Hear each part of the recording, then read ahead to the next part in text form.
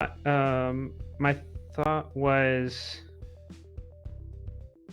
either going to be deeper in the Imperium, or perhaps it'll be based out of Zameen and be jumping to the to Quirion Ah, no. in the Shildani consulate.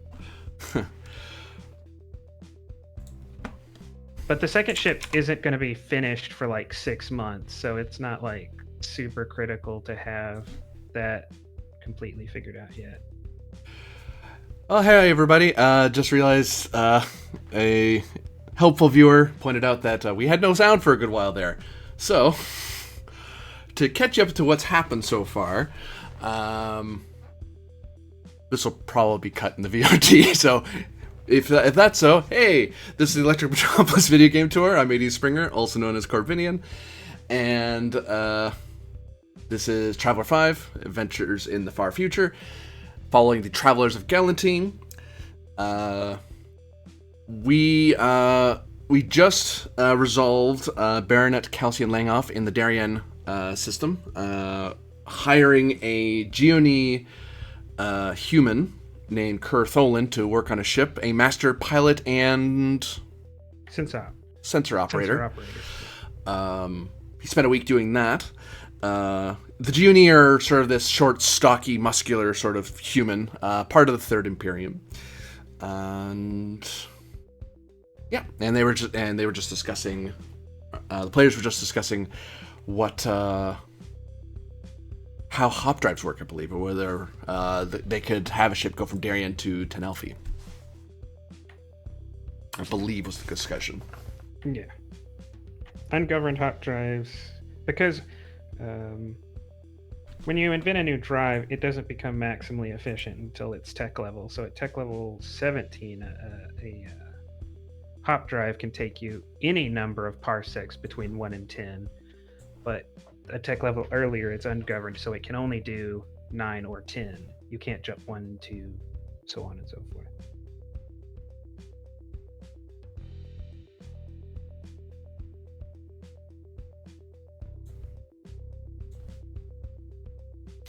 All right, so that's Baronet Calcian, and I believe that Tarbin, you're on a ship that's jump 3, yeah? Better be for what I paid for the passage. So from Excalibur to Sting, which is your destination, it's 3 jumps.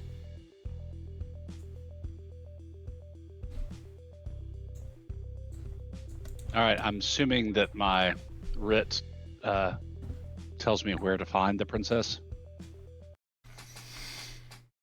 It does. Let me just describe where you're going first. Okay. I don't believe you've been to Sting before. The closest we've actually been to being travelers near Galantine in like 6 Quite months. Quite a while.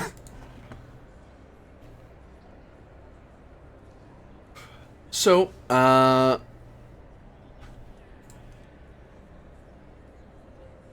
let's see here.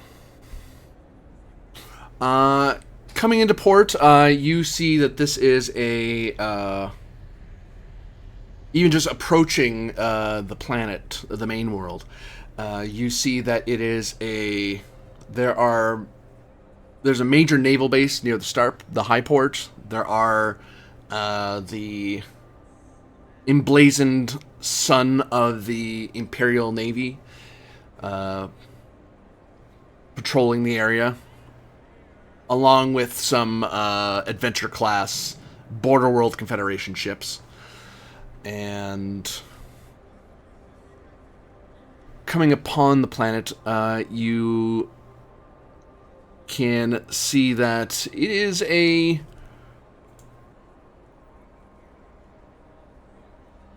world that is tidally locked, but even on either side of the world, there is the lights and the busyness of a well-established world. You can see a variety of free traders coming and going. You can see there's one major cargo hauler that's going the other way as you come in. And you would be coming into the high port. And the princess is actually down on the planet, on the dark side of the planet, the Morka side, in in a small private estate. She's waiting for her escort. Well, she's not. That's where she's staying currently. But she's likely been informed by now by the Imperial Navy that she is to be picked up. So that's her last known location, is her manor house on the dark side of the planet. Okay. And I'm assuming the naval base is Imperial Navy, not Border Worlds still? Last time we were here. Yeah, they're a client state. There are Border World Navy here, but they are subservient to the Imperial Navy. That seems perfectly adequate. Okay. So, does my remit to transport the princess allow me to, like, go to the Navy and get a naval shuttle to go down and get her? Give me social standing, 2 dice, plus your any Navy career skill you might have left, or bureaucracy, admin if those are better. Let's see. So you lose. How does the skill, the service skill thing work again? For every year that you were in service, you gain 1 rank of it, and for every year you weren't there, every term. Sorry, every term is +1. Every term you weren't there is -1. Okay, so I had a full term, and it hasn't been a term since I demobbed. So do I still have 1? Yeah. Okay. So that's 13 on 2 dice. And your Jack of all trades prevents it from being hard. Yep. Any bonus for having an Imperial writ to transport the princess? I'll give you +1. That makes sense. Right. So 14 on 2. Yes.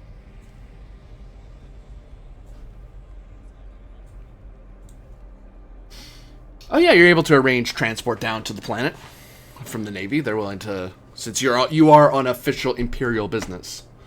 Right. So yeah, I will contact the household and ask them to politely to inform Her Highness that Baronet Tarbin Arctos has arrived to escort her to Lunian. And I will be arriving at this time via Imperial Navy shuttle. The person you see on screen, you would get a live feed. This is a fairly advanced. Well, the planet itself isn't terribly advanced, but the Imperial household and her servants are.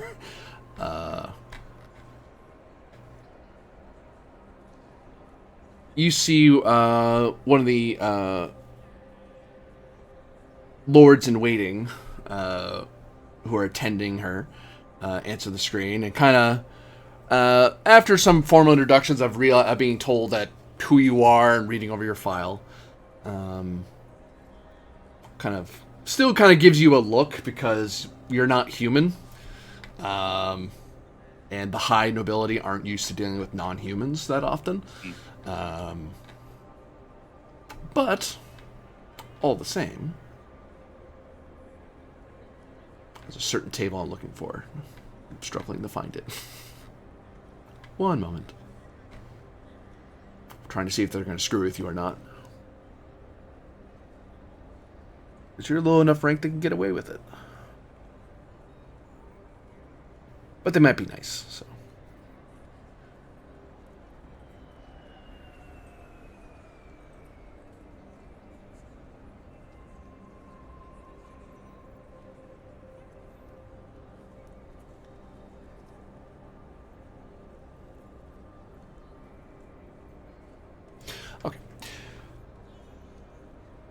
So, I am to believe, Baronet, that you are a Ursine of good standing, and that you... Although I do not see your Imperial Naval record permitting such a ascension.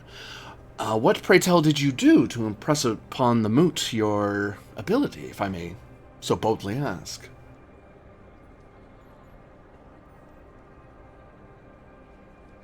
Beyond my 3 terms in the Imperial Scout Service and 1 term in the Navy during seeing combat during our late conflict with the Jodani and Sword Worlds, I have recently also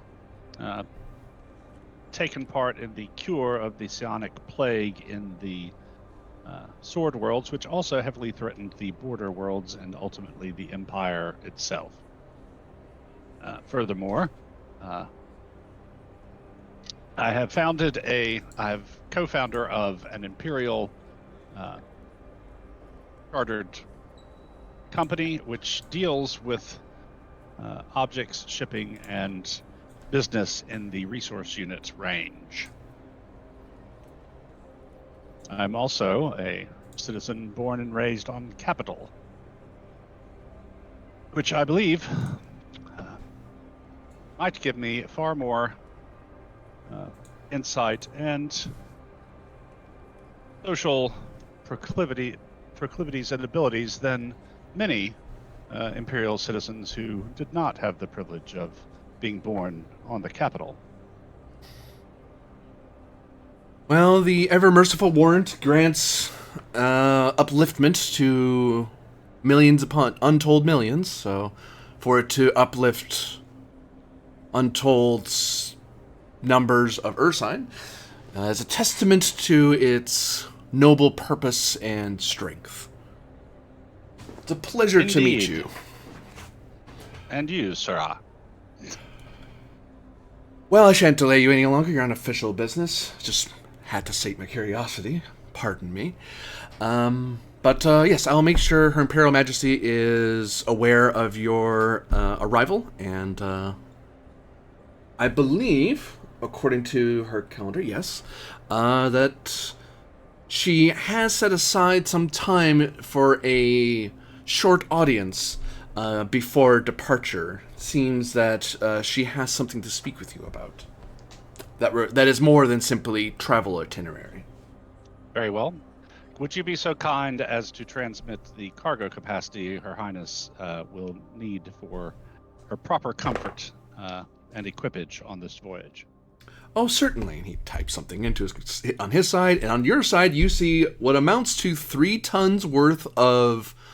1 ton of it is basically various fancy foods that she happens to like, and the various preservation technologies, so they stay nice and fresh the minute they're pulled out.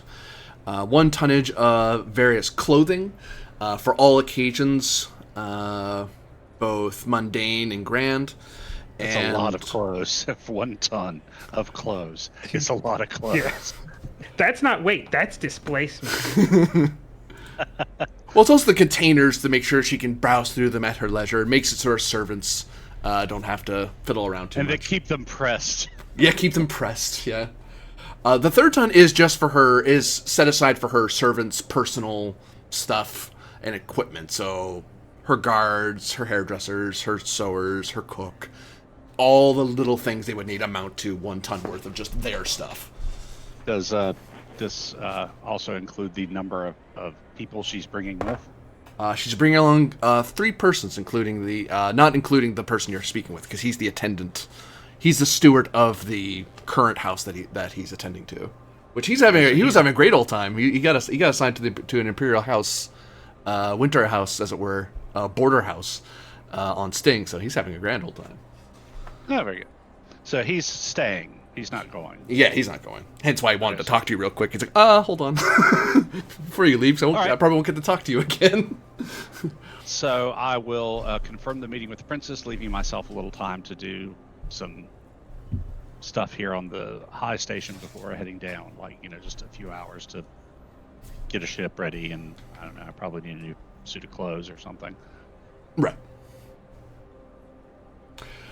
He sets aside the time. And Her Majesty Her Imperial Majesty is sure to find you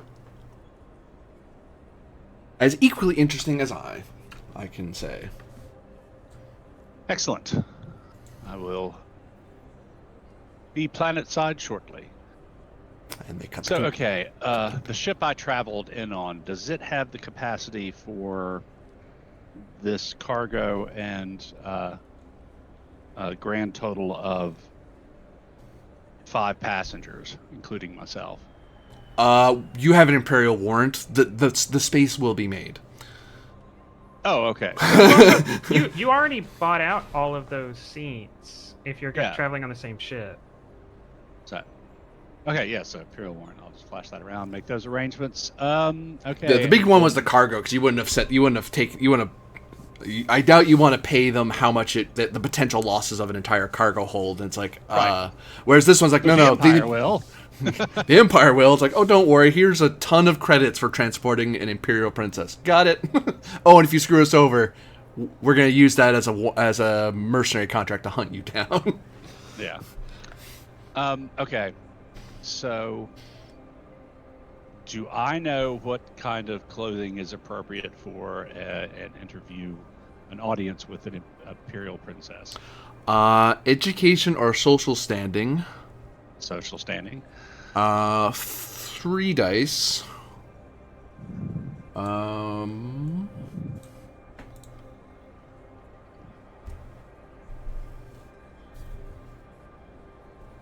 Diplomat would do it.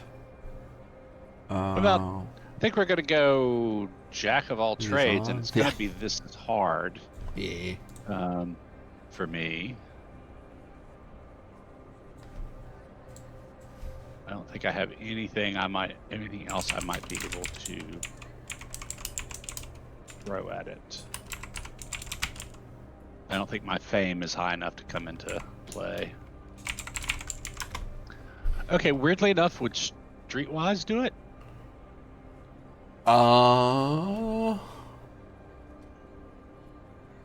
I would say no. Okay.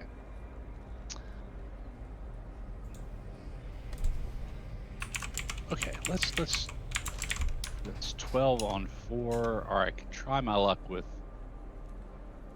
insight. Is that how do I dress for this? Would be insight? You could use insight, yeah. You might just happen to know. Okay, sure. So let's roll insight. Let's give it a shot. Hey, I know. Yeah, you just happened to watch some documentary or read a book about it, or you had to be at a dress. You had to be in the presence of an Imperial official at some point or another. Yeah, during the war, somebody came on board to give out medals and such. Oh, did you ever receive medals? Yeah, nothing major. Just like the scroll. You're guaranteed to get some medals, regardless of There it whether you're is. wounded or not. Exemplary service badge. What's the MCUF? I don't even remember what that Meritorious meritorious- conduct. So go ahead. Meritorious conduct under fire. It's And- not. Yeah, I didn't get It's a big not particularly high. I think you would relate that to like a Navy Commendation Medal or like a Bronze Star. And what's the XSB? XSB. I don't know what that means. That doesn't sound like a medal. May not be. Oh, XSB, Exemplary Service Badge. Okay. You so if you don't get wounded and you get a reward, you're gonna get 2 of those per term. Yeah. So you would have seen an officer give it to you. So by chance, I would say that you might have been part of a lot of other people at the end of the war who got to Right. be. I mean, an Imperial person did not pin it on you, but they at least witnessed that you were pinned. You know. Well, and I was promoted from the ranks to ensign at the end of the war. So Yeah. that was the ceremony where, battlefield promotion kind of thing. Okay. Anyway, I know. So I am going to I'm going to buy an outfit for the meeting today, but then I'm also going to have made a full set of appropriate clothing for dealing with imperial princesses and various functions. Formal, semi, breakfast, lunch, dinner. All the full set of formal imperial noble clothing, I guess. You want a full, Appropriate. a complete wardrobe. Yes. Appropriate to my rank and station.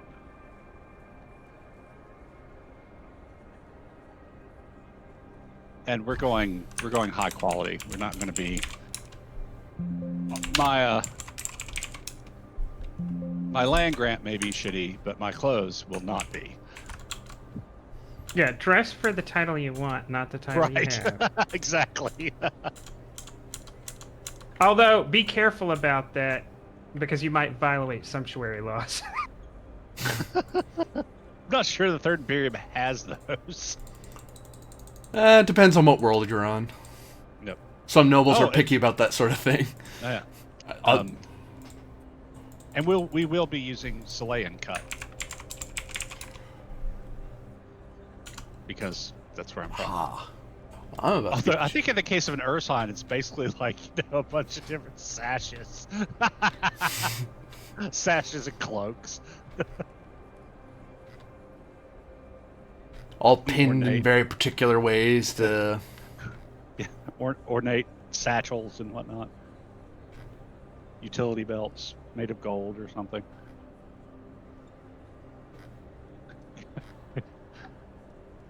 I just don't see Ursa in suits.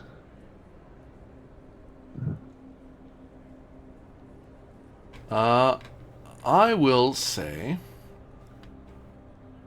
that will cost you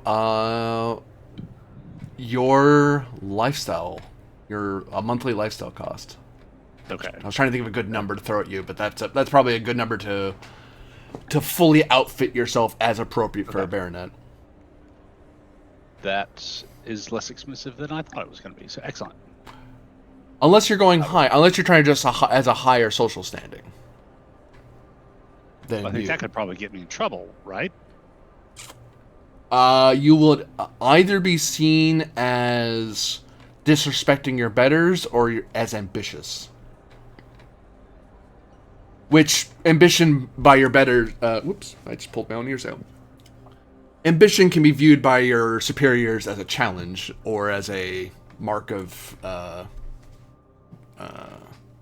it depends who you talk to. It depends, I guess is the answer. Well, let me ask you this. Could I, because again, okay, so dressing appropriate to my social standing, but, expressing ambition subtly through the cut and quality of the clothes. Like, I'm not dressing like a duke. I'm dressing like a baronet, but I'm dressing like a wealthy baronet. A wealthy baronet and someone who, I would just up the social standing by one, because you're basically acting as if you're one step social standing higher than you are. But it's like, I can. Okay.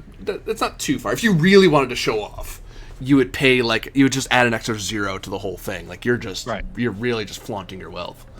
But, right. Okay. Yeah, I'm not wanting to do that, but I am wanting Capital World cuts, really good fabrics, or whatever materials. Yep. Yeah, and on Sting, there's plenty of qualified, both in the high port and in the cities and on the planet. There are people who can assure that you are appropriately attired. Yep. And I'll also request from the Navy that appropriate dress uniforms and personnel to appropriately honor the Imperial Princess.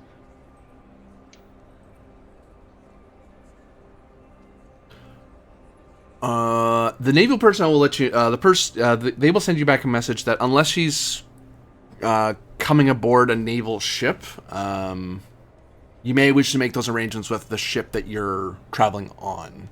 Okay. Well, I was thinking more like the shuttle to make sure that the pilot and whoever were appropriately, in their Class A uniforms or whatever. Oh, yeah. You could. Uh.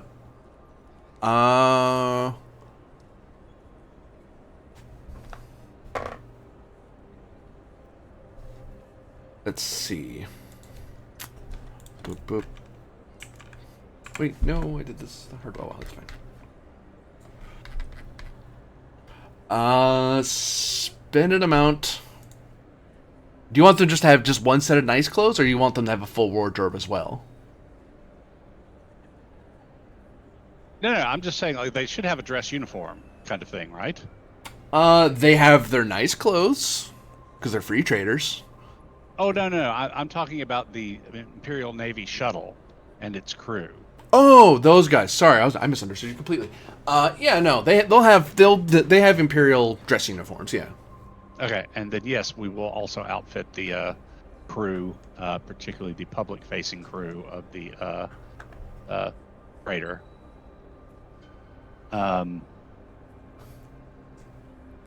Not with full wardrobes, but maybe 2 nice sets of clothing that can be combined and recombined to, stretch for different occasions. For that, I would say.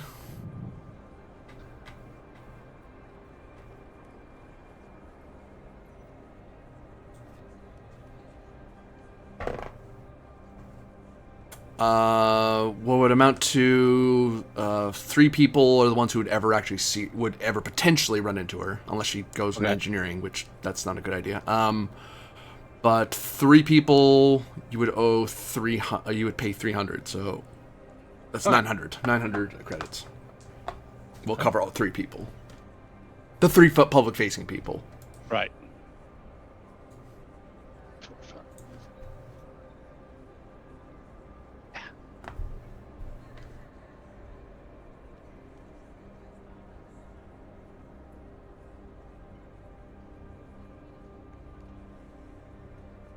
Okay, got it. 44980.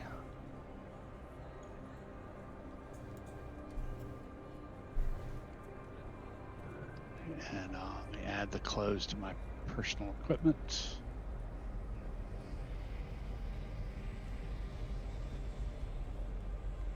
I'll note as part of your gear on your sash, there would be you would display your medals that you've earned. There also would be a special badge of the baronet that would have one, it signifies your rank on a glance, but also upon closer reading, if someone really wanted to look at it, it actually has written on it in the Villani text that you are what you are the baronet of. Okay. In the rare event you're ever separated from computers and everything else, and they couldn't check, and like, well, are you really this person? Every noble has their badge, and the badge will always tell you who they are. And God help you if you're found with a badge you're not supposed to have. There's very few things I'll tick off that get you in trouble at an imperial level. That's one of them, is impersonating a noble. Fair enough. Bare enough? Ha! Womp womp. Yes, so all that taken care of, I will go get professionally groomed, wash up and dress, and head down for my appointment with the princess.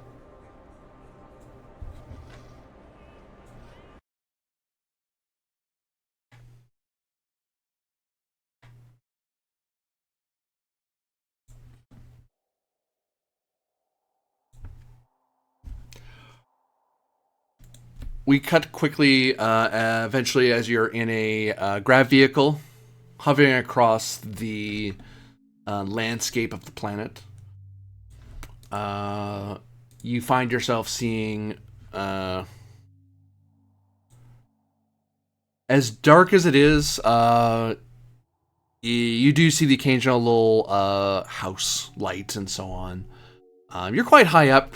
despite most grav vehicles tend to stay a little closer to the ground just for safety and also for easier eyeball traffic.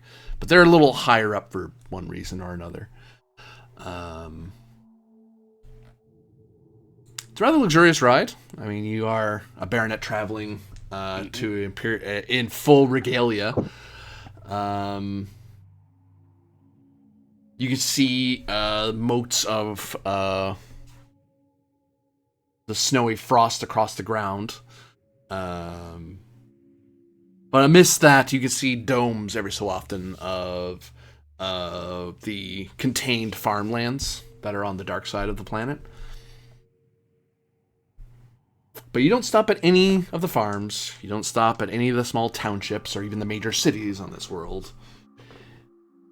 Instead, you are flown into the comfort and hidden nature of a mountain range.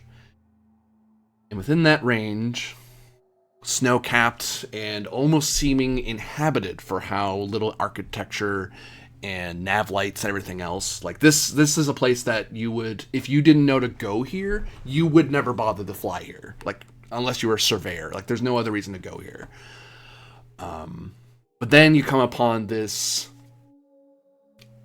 rather sprawling estate that, as if a giant from space reached down with its finger and pressed flat a bit of the mountains, and then smoothed it out a little bit with the tip of their finger to create this plateau amidst the mountains. And you can see you almost don't see a dome. Like, it almost looks like it's undomed when you fly up to it. But as you get closer and closer and closer, you can feel your hair starting to stand up across your body. And as the gravity vehicle passes through it, you see a flicker of energy as you pass through some sort of energy field.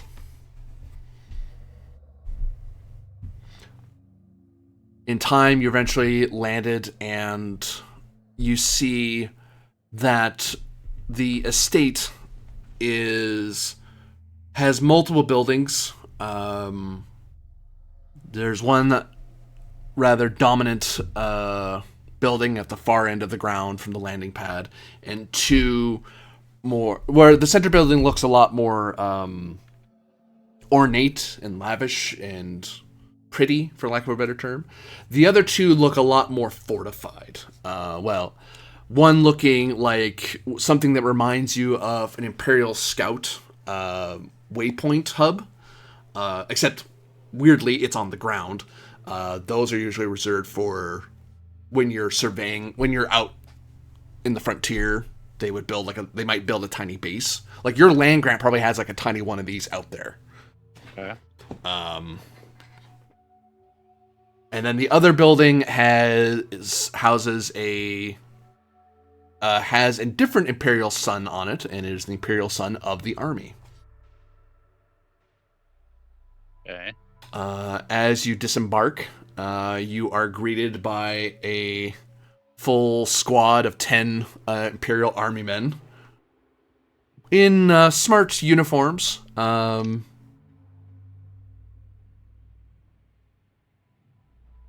Alrighty then. I will disembark and look at the senior NCO or officer who is leading this honor guard.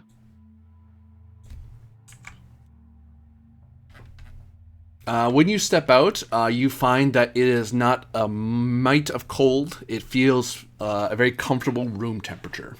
Mm. You can even smell a slight perfume of something. Actually, you're from Capital, aren't you? Yeah. Yeah, you recognize it. It's one of the more popular flowers back on Capital. Hmm.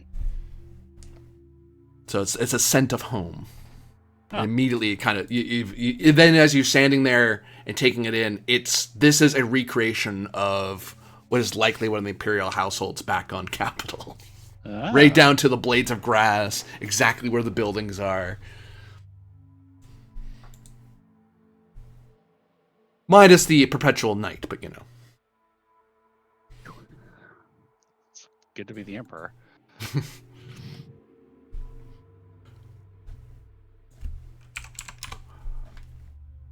But yes, you find yourself greeted by a captain of the army. Greetings, Baronet. He stands at attention and he gives you a salute. I'll nod and return the salute with a navy one. Captain, pleasure's mine, I'm sure. Are you the sole member of your party, sir? Yes. I am traveling with the famed Professor Calvier. However, he is indisposed currently. A minor illness, but one that we both felt was better left in the high port than risk exposing the princess.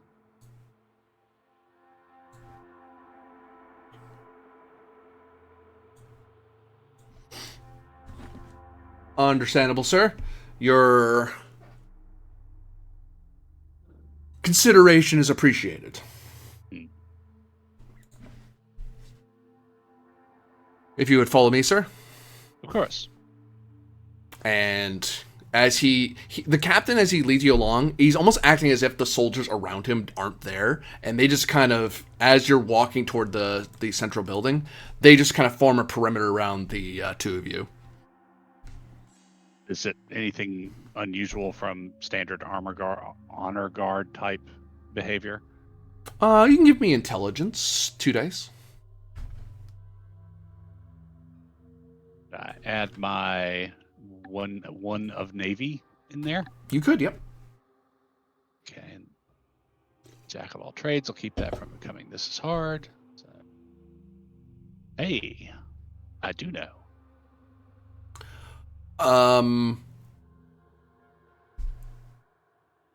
This is a mildly unusual.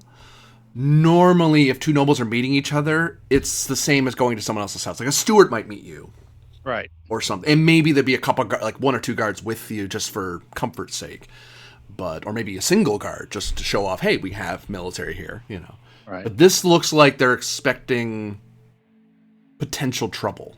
Like they're expecting something to happen. But not enough that they're willing to break out the battle gear, or the battle dress. Right. But enough that they have numbers. I say in a kind of low voice to the captain, expecting trouble, Captain?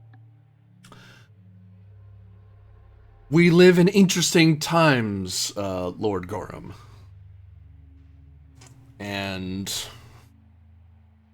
when the moot is active, the army always is. You recognize the phrase, but you've heard it in the imperial sense since you served in the Navy. It's one of those bywords that if the emperor moves, the Navy does as well. Okay. Okay.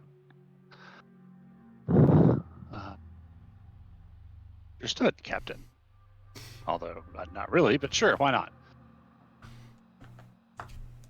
You can give me intelligence. We'll say 4 dice. There's things going on that you might be. He's hinting at something. Okay. But unfortunately, you're of different service, so he's kind of having a hard time explaining it to you. Without just saying maybe? it. You could roll curiosity if you want. Yeah, you might just figure it out just by. Hey. Your curiosity tells you that you may not be. You've only recently been ennobled, so you're not familiar with the intrigues of nobility and the moot, and the select moot committees and the great imperial moot. The idea that a knight of the realm is empowered to summon an imperial princess over a naval committee who's tasked with seeking purging corruption from the imperial navy He can't, as a knight, even with a committee, he can't, to get an imperial warrant, he had to prove his case before he even gets to talk to her. Like, he can't just summon someone of the imperial family for no good reason.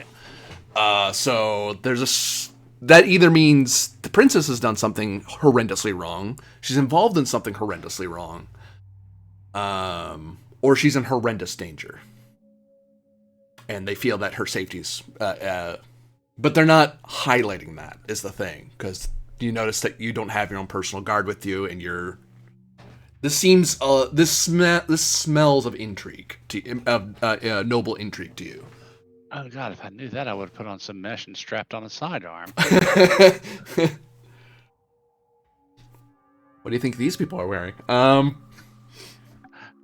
Well, I didn't know what I was walking into just now. I was worried about dressing appropriately for tea. But yeah, you're walked through the courtyard. You see various beautiful flowers and fountains. You can see some holographic artwork of various birds fluttering between the trees. But they seem to... They shift in... Oh, go ahead. They're like artificial light sources and stuff under the dome? Yep. Okay, cool. It's almost like the ground itself hums with a luminescent light. Oh, we're creepy. Although you notice it gets light roughly where you are, and where you're not anymore, it darkens. Like back the way you came, dims a little bit.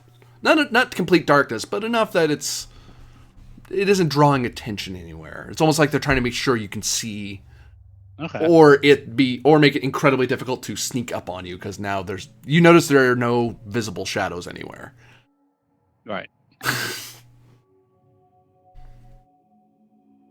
Great.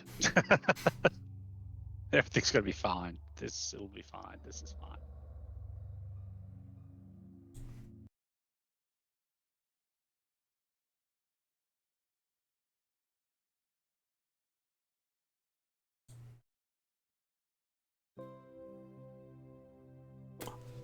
Led into the house, you see various artworks, statues. And as you get deeper and deeper into the manor house, you find that your escort of 10 starts peeling away to guard your rear. Like, they're guarding doorways and passageways to where you're going. So your entourage shrinks and shrinks and shrinks until eventually it's just you and the captain together. Okay. And in time, you find yourself standing before two humans in... It's hard to tell what kind of humans, because they're wearing full black and gold Imperial Guard uniforms. And you speak the Valani language, yeah? Valand? Or do you? Like you... No, I speak Ursotic, Anglic, and Zdettel. They speak the Valani language, which you've heard sometimes on the capital. It's a very popular language. Not the only one. Well, and Calver's Valani.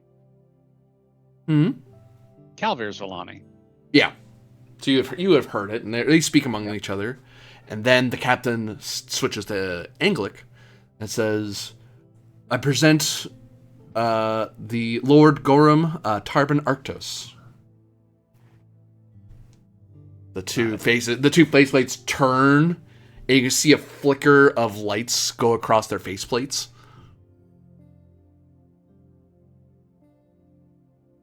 The captain just kind of stands there, and he kind of shifts uncomfortably.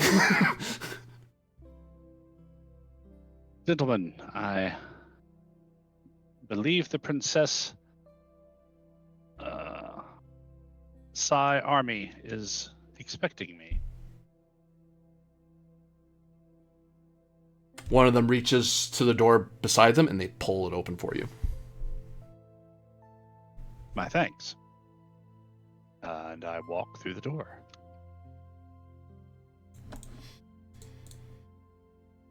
And inside, you see your doom. Yeah, the princess is pretty much guarantees that kind of thing. You're not wrong.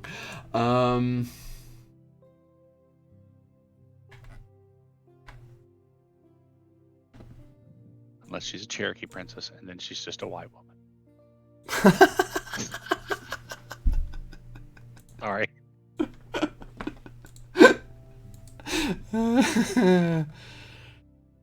Good golly.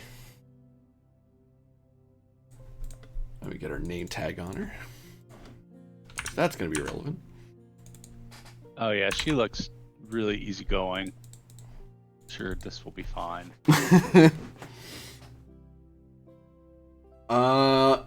You find the princess looking at what appears to be a chart you are very familiar with.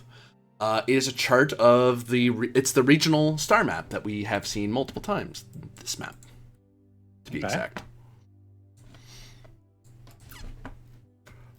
And she seems to be checking something as she's reading it. I will stop the appropriate distance away and make the appropriate obeisance.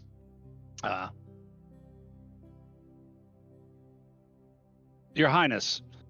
You hear the door thud loudly behind you, and you hear a snap of something, some sort of energy field activating, and the thunk of a magnetic lock going into place. Oh, good. This is fine. Everything's fine. Your Highness, Baronet Tarbin Arctos Lord Gorham, at your service. She turns. I wait for her to recognize me and tell me to unbend or whatever, unbow, unkneel.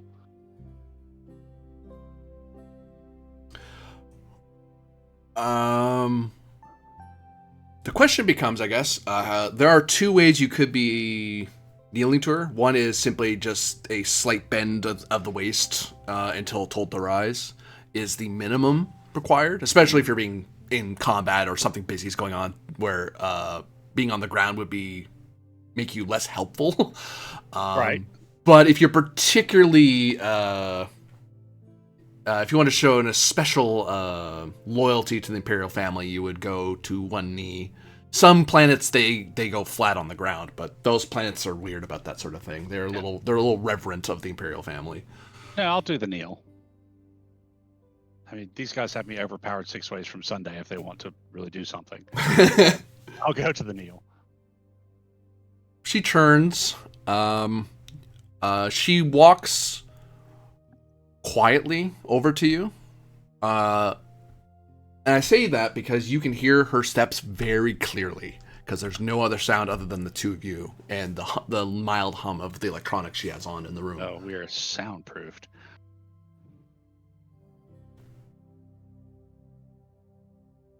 You may rise, Lord Gorham.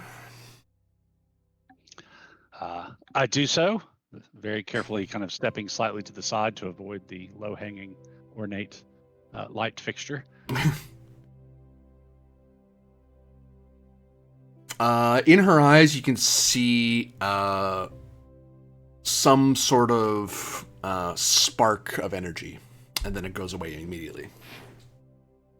Like some sort of fleck of light. Maybe it's a... Okay. But who knows?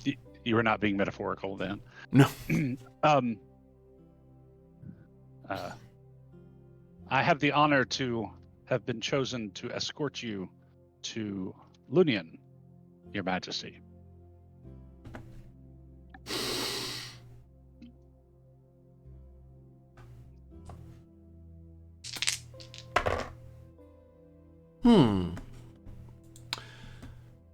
An honor indeed.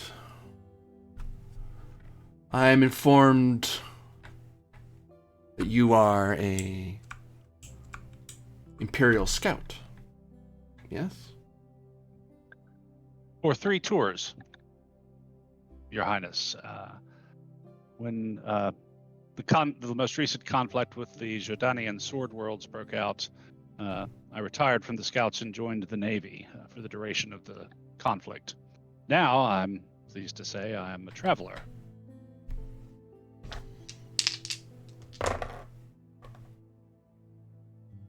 I see. So I imagine that between your activities as a scout and your more recent void trade, that you are familiar with certain things.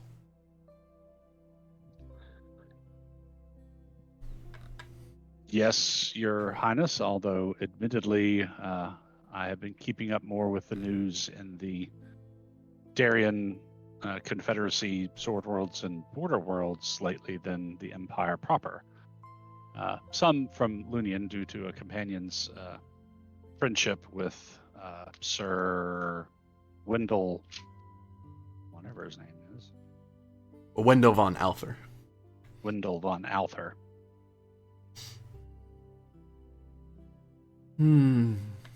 So you're acquainted with the commissioned knight? Personally, milady, no. Professor, my companion and partner in business, Professor Calver Tusani, knows the knight. I have never had the pleasure. In all honesty, milady, I believe that this commission was meant as something of a sop for the granting of my lands in the Gorham system, which is perceived, at least, to be something of a less desirable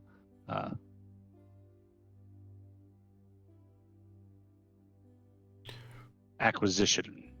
Would you say you are aggrieved, Lord Gorham? Did she say aggrieved? Yep. Not at all. There's enough privileges that come with a baronetcy in and of itself to soothe any ill feelings, and I do intend to take full advantage of the resources of my company to conduct a full survey of the system. As I understand it, not much has been done there, but there is a potential, at least, for some valuable mineral and mining operations.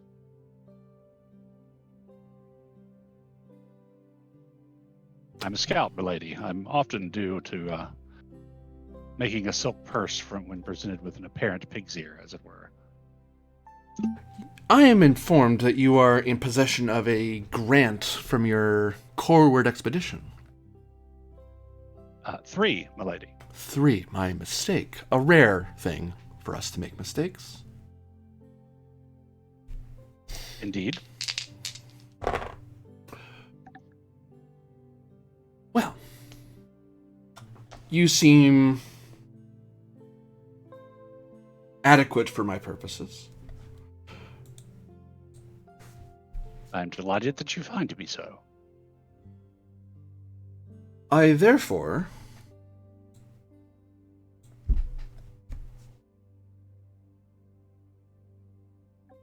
inform you that you are to take me to your land grants, so they may see the force of imperial administration and examination. By which you will take us to the Quirion system, and we shall arrange for passage through the Jordani consulate and onward to your grants. Of course, I will not ask. I would prefer that you use your vaunted Void Gazer for such a journey. I would rather not employ a resource of the Imperial Navy or suffer the challenges of a scout craft. She Even- wants... Oh, sorry. Even should we undertake such a voyage in the Void Gazer, milady, we are not suited for passengers and entourages of your quality. We are a dedicated trading scouting vessel, and There is the matter of the Imperial summons to Sir Wendell's committee. Sir Wendell is the leader of a select naval committee of the Moot. I am Imperial Princess of the Third Imperium. To whom do you look to advancement, Lord Gorham? Okay. As an aside, GM, I'm assuming that the law of the Empire is on Wendell's side. Give me 3 dice, because she kind of threw this at you out of nowhere. 3 dice, advocate, education. Would this be insight or curiosity? Curiosity, you're trying to figure out. Well, insight is whether or not this is a good idea. Curiosity is what is the actuality of the law. Okay, well, let's start with the actuality of the law. I'm pretty sure this is not a good idea. Hey, what do you know? And next time is 6. She is essentially requesting, she is trying to get you to help her evade an Imperial warrant. Right. Which that could see in a sense, what's happened is that this would be like a lieutenant telling an Imperial captain, hey, look, you need to show up to a place, and the captain going, I'm ordering you to take me somewhere else. And it's one of those, well, the captain might be, if you countervene the captain, although this is more like an admiral, but you know what I mean. But right. It's like, technically, you're supposed to follow the orders of your superior officer. Right. Or, in this case, the leaders of the majority of humanity. But also, you are a servant of the Imperial Moot. So it's one of those, you would be, and she is, just by asking you to do this, she is violating the laws of the Imperial Moot. Like, if this is found out, she's in trouble. Right. Now, how much trouble she'll get in as an Imperial Princess depends on how the intrigues of court are right now. Right. But also,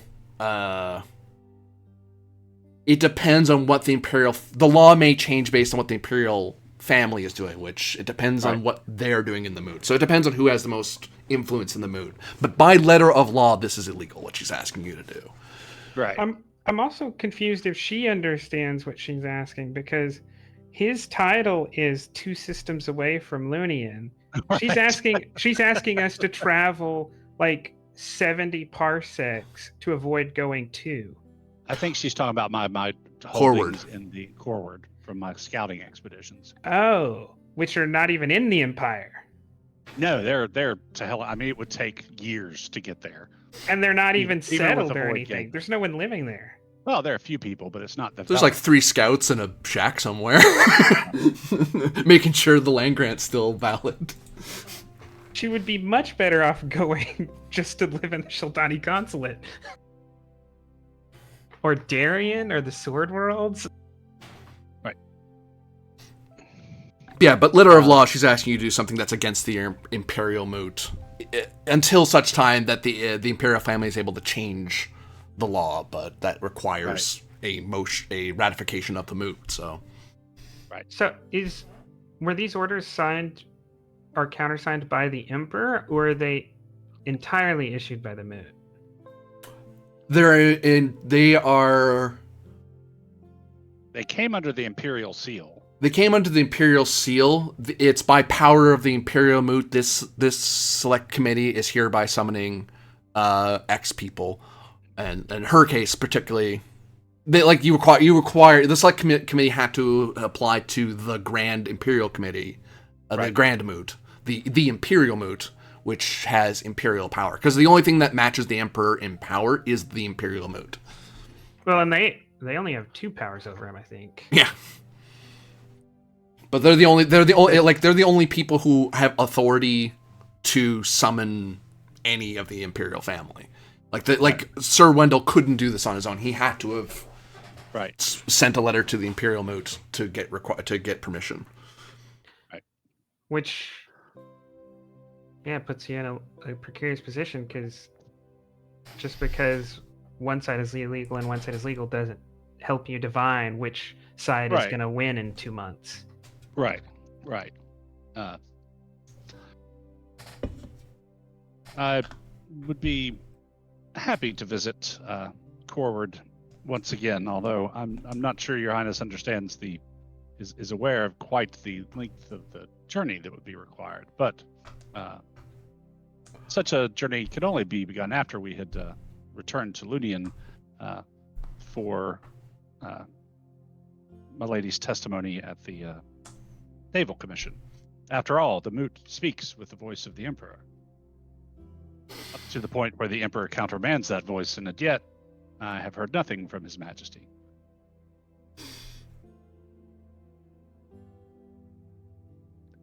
To be frank, disobeying the moot at this point would cost me far more than disobeying you, Your Highness. Are you a student of psychohistory, Lord Goro? I'm not. I've read Dr. Asimov's books, of course, but I would not consider myself any kind of expert. I'm more of an archaeologist. Well, that has been made evident. You may attempt a personal interaction of command.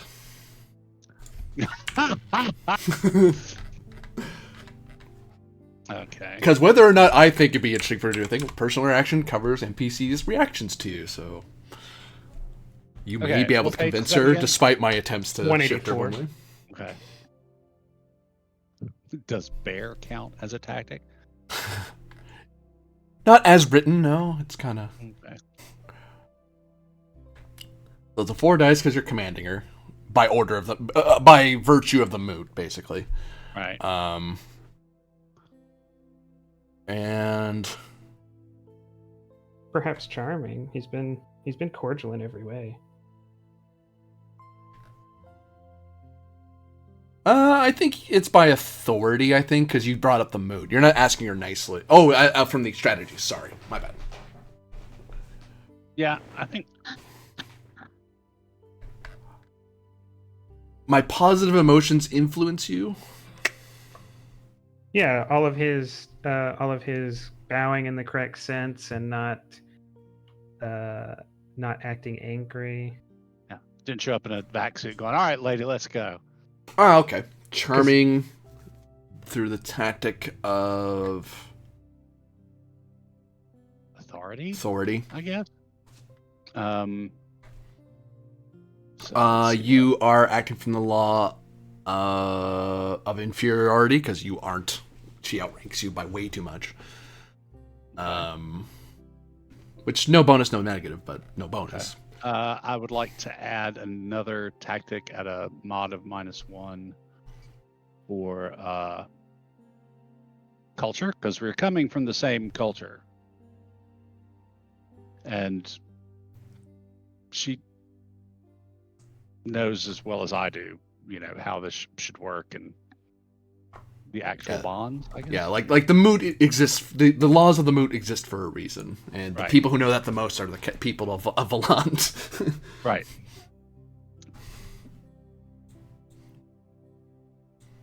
So that gives me 4 times 2 is 8 times 2 is 16 minus 1. Target number is 15 on 4 dice.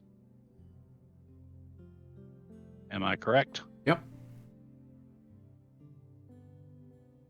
Oof, this is not great. I wonder if I have anything that... can I get that 1 point back for actually having a legal writ that she has to come with me? That's what's letting you do command at all. Okay. Normally it'd be an invalid thing for you to try. I command you, Emperor, to do a thing. The personal interaction fails automatically. Fair enough. Okay. Let's see. Whoa, that was so close, but I got it.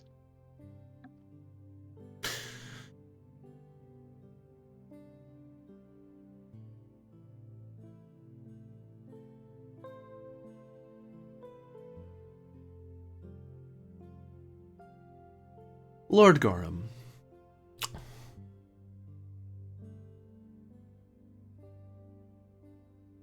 Your Highness. in time, you will find yourself within the moot. And in time, there'll be some committee or another you will stand on. And in time, and I say this not as insults, but as a testament to your ability to ascend despite your humble beginnings. I'm from capital, people. Jesus Christ. Well, you're not noble. I am now, bitches. But yeah, from your humble beginnings, you will learn in time. And I hope sooner than later that you've miscalculated.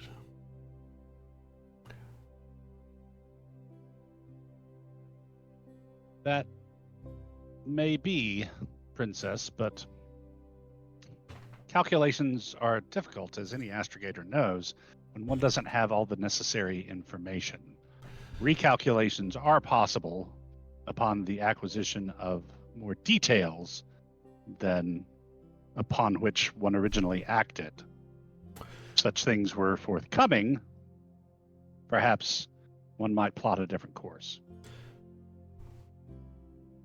Perhaps then, Lord Gorham, I may advise you to spend a requisite but respectful amount of time to check my calculations. I imagine a minor delay for your calculations will not be seen in a negative light. But I will tell you, I will not act in such a manner to force you to bring the Imperial Moot to full bearance of its authority. But I urge you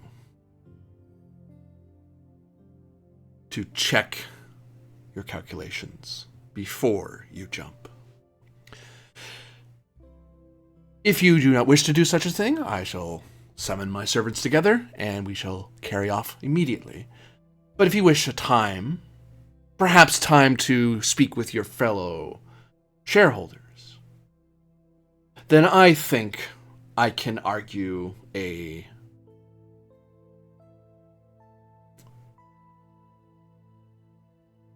reason of delay by merciful deference, or some other such thing. Though I would advise you that, as you well know, Lord Gorham, that examinations on the capital, as elsewhere in the Third Imperium, don't suffer those who submit their answer sheets late.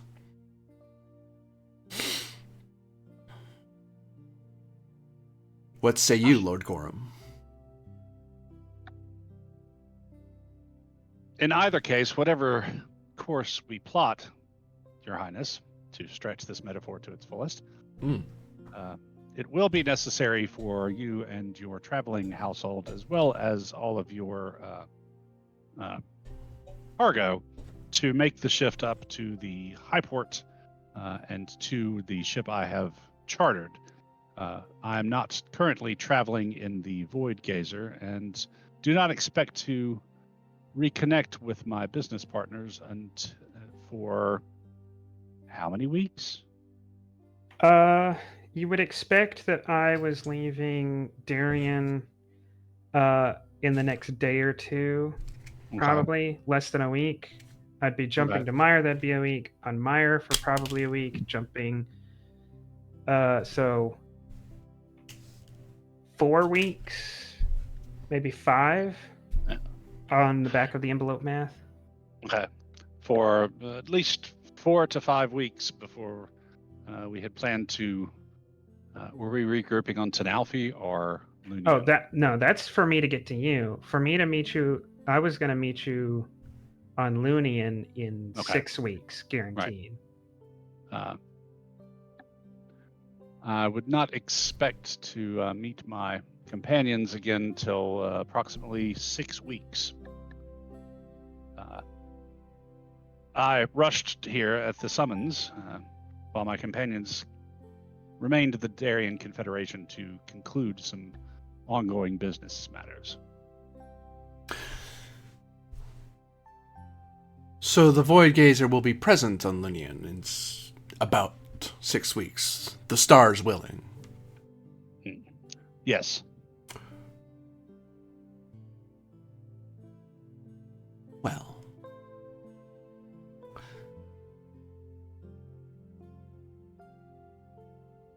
I think that's enough time for you to do some calculations. Yes. Very well then, Lord Gorham. You may find my steward in the garden, and you may brief them on the particulars, and we shall be convening with you by tomorrow morning. Thanks, Your Highness.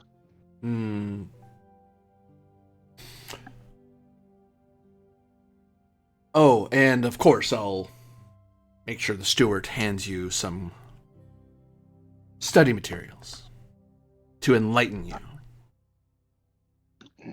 That would be most appreciated, Your Majesty. As it should be. Your Highness, actually. And I bow my way out and go to find the steward.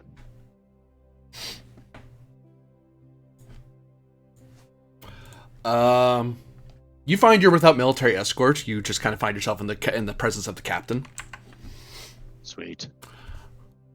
Who looks very uncomfortable right now, but doesn't say anything about it. Just kind of walks alongside you and guides you back out the building. Captain, is the Empire about to fly apart at the seams, and I've somehow missed things? Oh God, personal interaction. I mean, very low voiced, but query.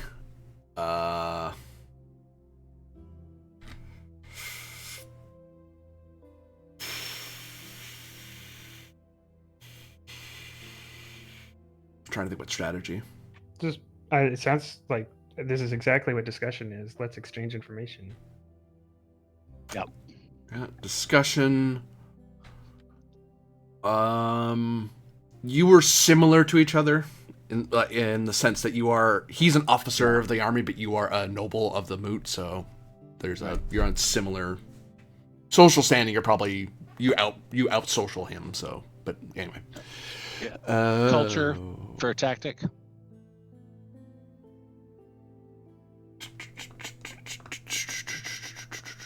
In what manner? Changes how he answers. That's why I'm asking. Like, do you mean because he himself isn't Valani? Yeah, but he's an Imperial officer. So, like in a military culture sense. Yeah, and also the cultural sense of, overall the Empire is a good thing. It keeps things nice and stable and peaceful, and lets us have this nice tech level, and but when the muckety mucks, when the elephants fight, it's the grass that gets crushed, kind of thing. What is happening here? And yeah, I'll take that culture. It's okay. That is 2D. Discussion is 2 times 2 is 4. Jeez. 4 on 2.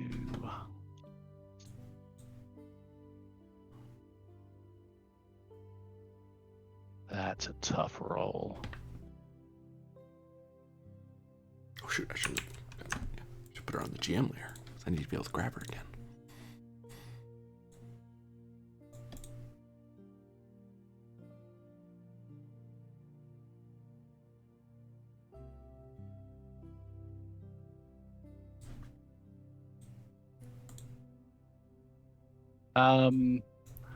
Before we even do a tactic, can I get the +1 for interests?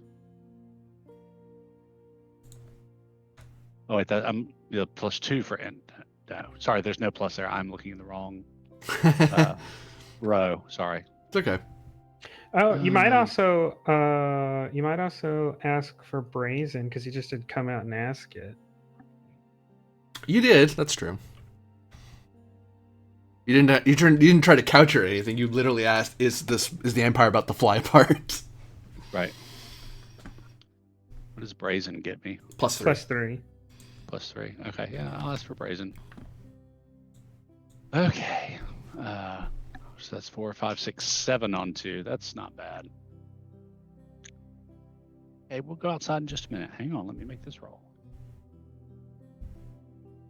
Oh, no go. I'm sure Lord Gorham would know of no such thing. I sigh and let him lead me on. All right, I've got to step away and take the dog out real quick, so I'll switch back to Calcian. To Calcian, elsewhere among the stars. So I was worried the Darien Confederation was going to crush our company, but now it's the Empire.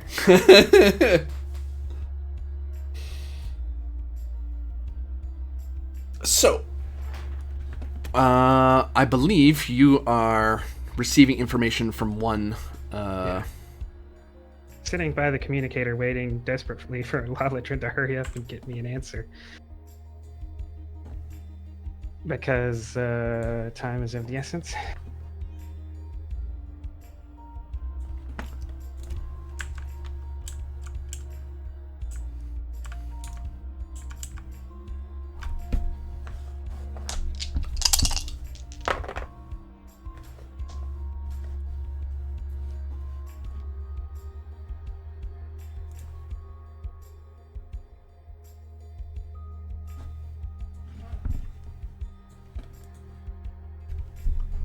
Yeah. So all this is relevant. Oops, new.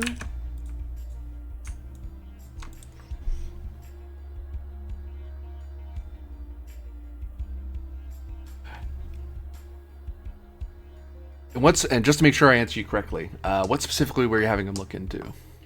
He's checking what Randy Petrov was doing or her agents were doing on the planet because he was confident that she had either been here or was still here and that she definitely still had agents on the planet. He didn't know what they were doing or where they were and if she was still here. So he was going to determine first what's their plan if he can figure it out. 2, where the agents are, and 3, where she is if she is still on the planet.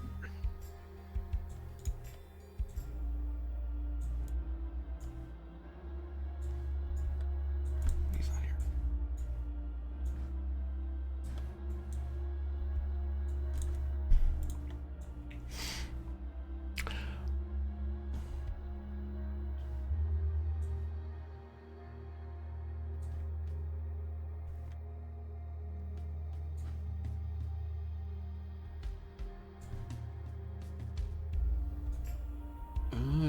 Da.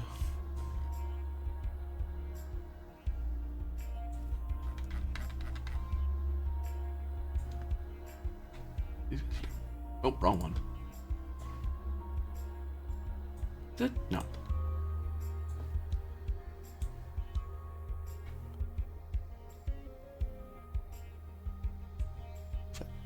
As I check my notes.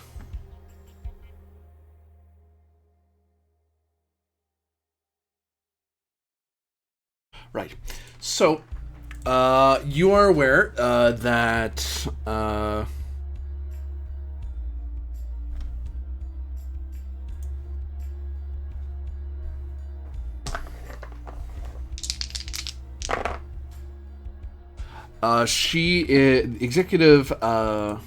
executive Randy Petrov is in fact on Darien, along with one of her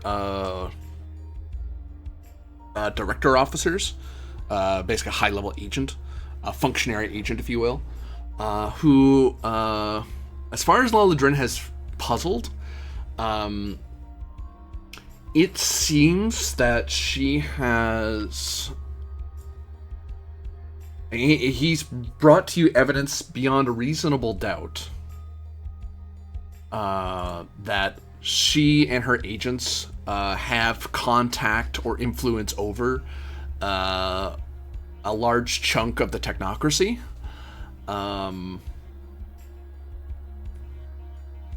Specifically, the arms involving the Scout Service and the Navy. All right. In a too dangerous to be left alive kind of thing, like if I try to bring her in, right, she'll slip through my fingers because she has that much pull. Or, right, if I guess I'm trying to, with his information, do I know? Can I follow the book? Can I arrest her correctly? Escort her to Meyer? Have a reasonable chance that she'll face like criminal proceedings, whether or not Suseg can get her off later. But right, she'll be tied up for a couple months in legal battles. Or is it like as soon as someone gets their hands on her other than me, she's out because she has that much pull? She's that deep.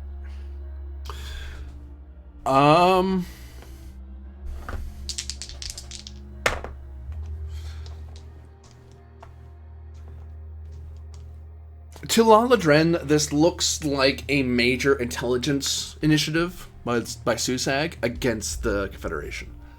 And she's likely the mastermind behind it. Whether or not Susag will make her vanish, or she will seek refuge with the Darien, he doesn't know. But he knows that this is if he's right, and he's fairly sure he's right, then she is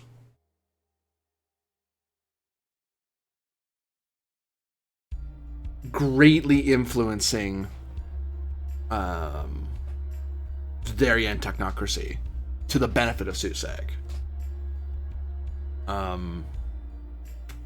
That said, as far as Laladren's aware, Suseg is primarily, he doesn't think she'll be shot down in a shuttle or attacked in the streets or something. If it's a Susag op, it's probably gonna be like a poison drink, spiked medicine. You're saying that they would be more likely to kill her in prison than allow her to be captured? That, if that's the course they're going, if they're willing, okay.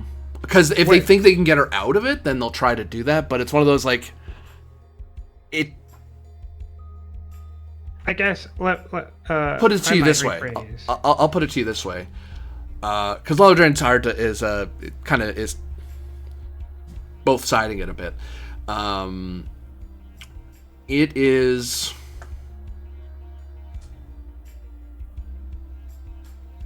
She is a newly minted executive, and she's an agent, like she's part of the intelligence service for them. So the only reason they keep her alive is if she's still useful alive. Like if somehow her being imprisoned or going through the legal system is somehow helpful to them. But if that were the case, why is she trying so hard to hide? Okay. So my question is more on the other side. It's I know kind of that I've personally experienced that with the right money and the right connections, the seriousness of the crime doesn't matter. You can get away, right? I got away from Grom during the middle of a war with stolen money. Mm-hmm.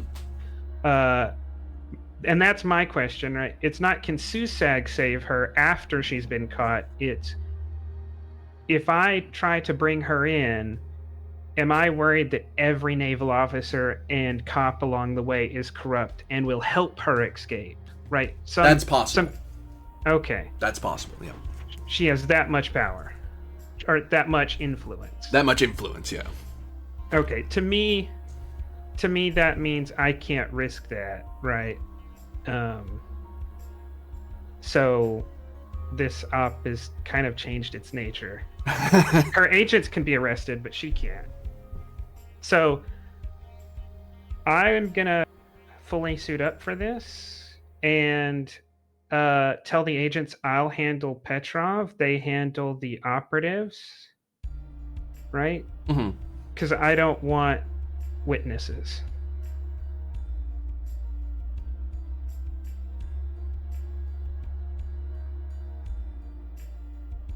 So what do you? So you're just asking your guys to arrest the agents then? Yeah. Okay. So the way you worded that made it sound like you wanted no witnesses. I was like, wait, hold on. Okay, let me clarify. So the agents, I want to arrest this. I want it to look like a sting operation. But Calcian is very afraid that if he arrests Ronnie, he's turned the whole Navy against him, right? He's going to fly into Meyer, and some naval captain is going to fly up into his battleship and say, I'll take it from here at gunpoint. And so Calcian is going, air quotes, to arrest Ronnie Petrov, but unfortunately she'll have a gun or something and the arrest won't be possible, so she'll die in the attempted arrest. Okay. Well. And I don't know if these agents are those kind of agents. They're that kind of corporation where if I pay them, they will take the secret to their grave, or if they aren't really interested in that. And I don't want to test the waters either.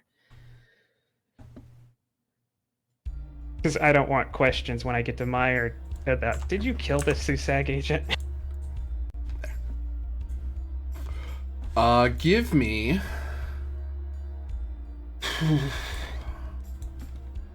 a roll.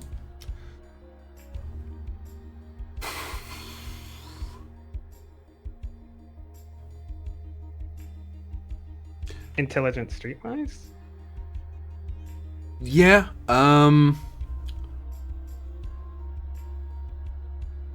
Or if it's about the legality, if it's about the act, it would be intelligent fighter. Right? Well, the fact you're trying to make her poof. I'll call...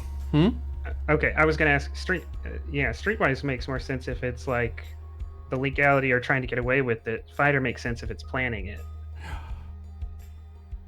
I will call this 5 dice.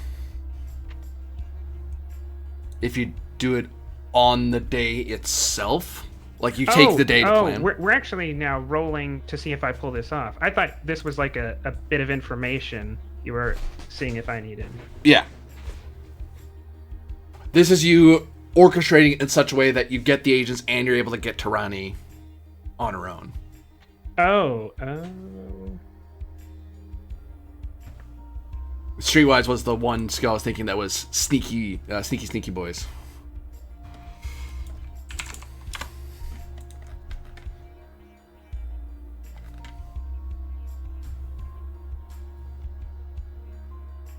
Let me see.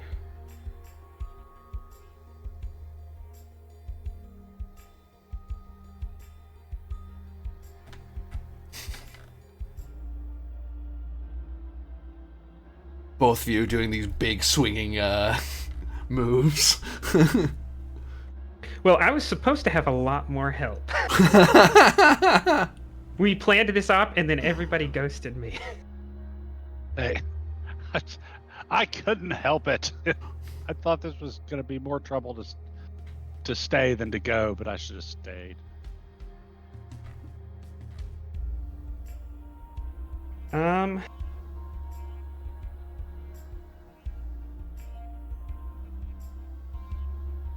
I'm trying to think of what mods I can ask for, because 5d6 just sounds impossible almost. You could spend a week planning it, but that increases the chances that she gets wise that something's up. So I guess I'll represent. I had originally planned to spend a week on this because remember I asked the naval ship, right? 1 week from today, the Navy is going to set out, but a bunch of their ships are going. Oh no! Oh no! I told the one group of people she's in good with. I was wondering when that was going to occur to you.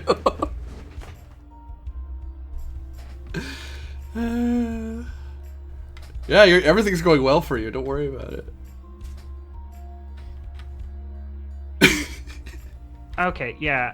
I've got to look for mods. I have an 85% chance of failure here. Or I gotta figure something out because it's not. Oh, stealth's the other one, but I don't think you have it. But I have jack of all trades. It would be 1 point less. Well,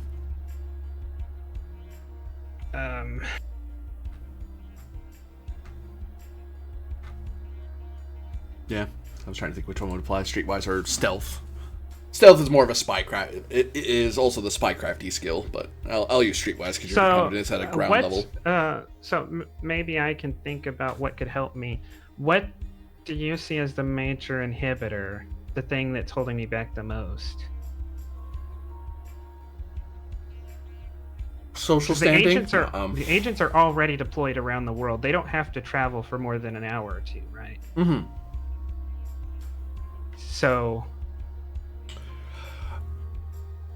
the trick is getting, because you want a simultaneous arrest and you want to meet with her for a quiet conversation that may become a loud conversation, without it coming out that you just murdered a citizen of the Imperium. Okay. Like, it's trying to make sure all the pieces line up just right, that you grab everyone and there's no one intervenes to stop you or clues in, is able to mount a credible defense.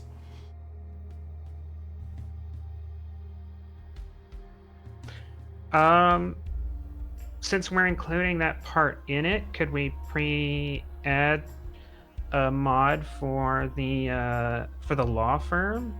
+1.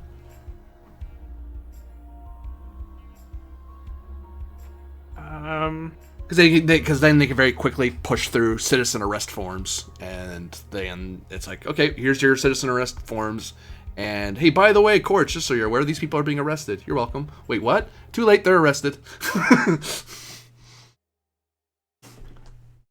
Hey, you submitted this really quickly. Yeah, we're just really efficient that way. I was in this submitted several weeks ago. Well, I mean, we just want to get our paperwork in order. Bit of legal chicanery.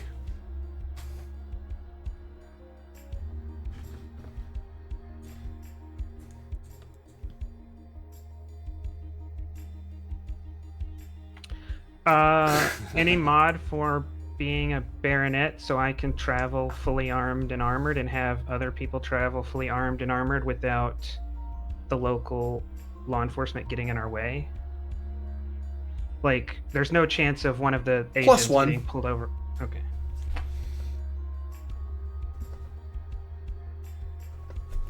Oh, I'm almost comfortable with this. Let me get one last look.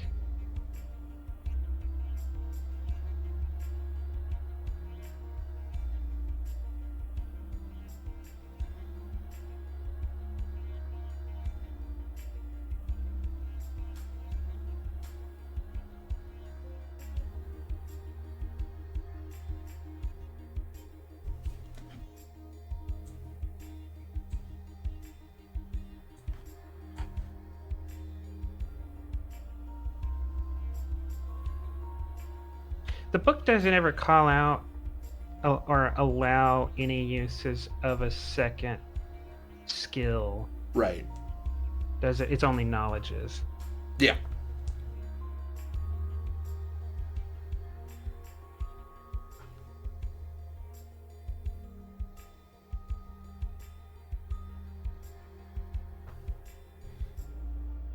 That's why I definitely like trading a lot of these roles as high risk, high reward sort of moments, where it's like, if you get it, you get it. If you don't, you don't. Your only hope is to have a follow up roll. Like like if you have another skill that might apply, it turns into something that you would use as a second roll at a higher difficulty. It's like, well, I failed this way, but I'll try it this way instead.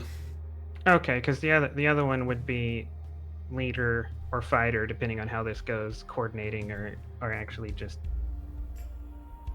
getting in a gunfight. All right. I've managed risk about as good as I can, I guess. 3 6s. Come on. I got it with room to spare, Wow, nicely done. and I had less than a 50% chance. That felt like way too much to risk. Hey, that's what being a rogue is about, I guess. Except you're the counter rogue, apparently. I'm pretty sure the murder makes me a rogue. So you get into a. You manage to find yourself. Do you want to be entering into the room or be waiting for her entering the room? Like she's at a very nice hotel room, a penthouse apartment on Darien. You basically are deciding how this starts, I guess. How creepy man behind the shadows, man with blue eyes do you want to be? So, yeah, Calcian doesn't want to give a speech. He doesn't want to. Right, he is not being a movie villain. She is an extreme threat to his company that needs to be handled. He wants to do this professionally. Like, get there, handle the job, and get out. So no words. You're just gonna step in and go. Yep, I'm just gonna step in, verify that she's here, and go.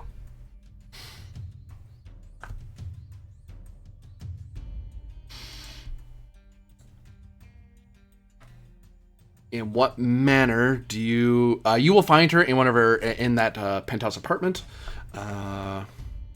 You will simply step in. Security will happen to be not available at the moment. You'll be able to step into the room. When you step in, you notice that she seems to be seated at a desk, looking over something on her computer, sorting some sort of files. And what is it you do? Don't need grisly details per se, but in what manner is this being executed? See, I forgot this whole time. I had thought about forcibly recruiting her to LatVG because she has the experience and skills. Obviously, she would be great as an executive in our company, but I don't think she would choose us over Susag. And I didn't have any other shareholders because I can't sell shares. I can't give shares away without other shareholders present. So I had thought about bringing her on board, but I just don't think the logistics would work out, especially since she has control in the Navy. So, with the unfortunate circumstance that Calcium doesn't believe this can be resolved any other way, he will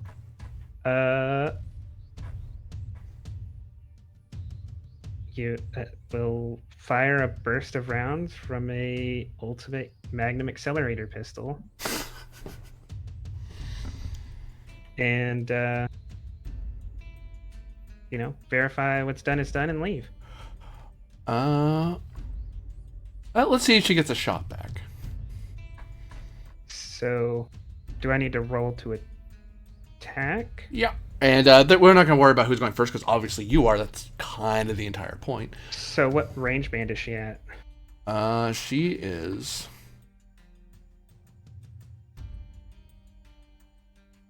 within short. So 2. 2? Yeah. Okay, so... I imagine the minute you see her and you green light, yeah, that's her, you're firing immediately. Yeah, I guess it depends on how big the room is. Because 2, I want to say, is like 50 meters. Yeah. Oh, now I can't find the page. Oh, there it is. Alright, so that sounds to me like range 2 is 2 dice. The target number is my Dex plus fighter. She's not moving, so no speed modifications. She's not in cover. I'll go ahead and snap fire. Size, range. Oh no, I have full auto. Okay. Okay, so I get a mod because she is a size 5 person. Yeah. At range 2. If the normal distance to shoot someone at, which is kind of a weird thing to say, is range 5. So at range 5 you get no mod for attacking a human. At range 6 you get a -1. So I would get. You actually get a bonus because you're so close. Yeah. Yeah, I get my Dex, which is 10, plus fighter, which is 4, plus slug thrower, which is 2.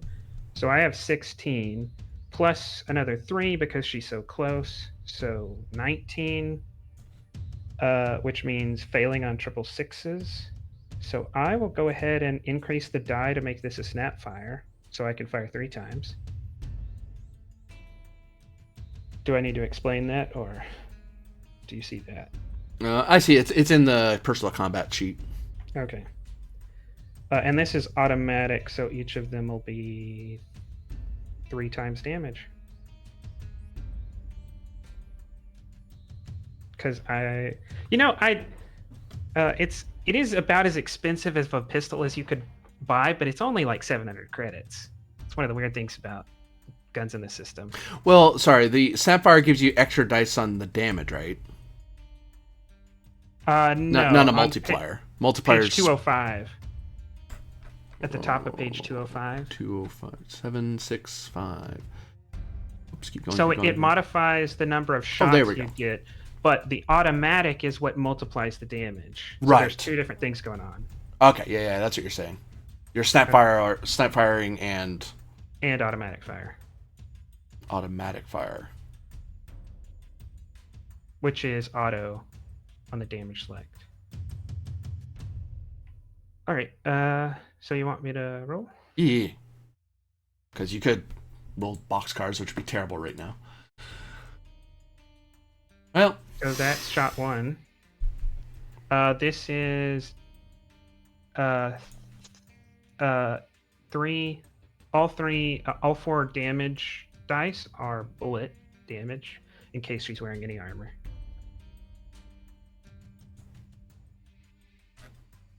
She would be. She'd be wearing something.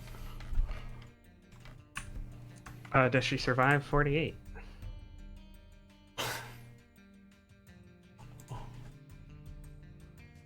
It's deadly. When you're using automatic weapons, it gets deadly. Oops, I'm in the wrong book.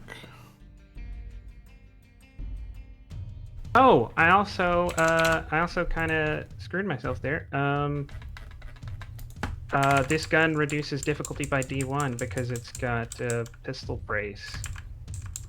Do you need the Q ribs? No, because that's only if I was messing with it. I would have had to call that ahead of time. Well, I don't have to, but that best practice. I'm supposed to call that ahead of time because I'm saying, "Ooh, your thing might break." Actually, part of the breaking something thing, there's a possibility you don't know the thing's going to break. If the reliability's so bad or the safety system's so bad that it just kind of breaks suddenly. Pluses are better than minuses, right? Yeah, you want positive numbers, not negative ones. Okay, so this has a reliability of +2. Yeah, no. If it was going to fail, you would actually, reliability, that makes it hard for me to even make it fail in the first place. That's exactly what so I guess the question is, do all 3 of her physical stats added up, are they more than 48? Well, for NPCs, it's different. There's a number there. -10 off of them. That's what I was looking for, was the armor value. Oh, okay. That's what I was trying to figure out. But NPCs are different because they don't have. It's. Oh, there you go. So the first shot -10. How much is that? 48 damage. Okay, so An NPC with 10 plus hits is probably out of action. So, the first shot drops her. The first hit drops her. And then you full autoed. Yeah. I'm just gonna roll something for you real quick. Yeah, presumably in this short period, I still was going to fire 2 more times. So I assume this is handled.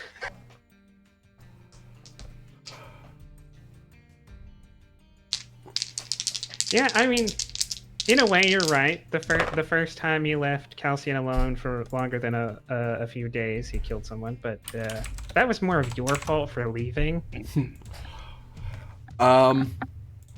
Calcian, after the deed is done, the glass behind her cracked. The computers around her deactivated. Strangely,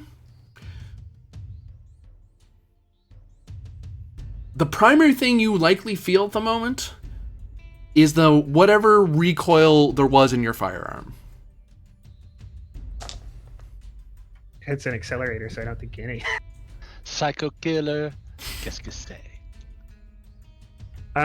This is what had to be done for the company. No sense in losing sleep over it.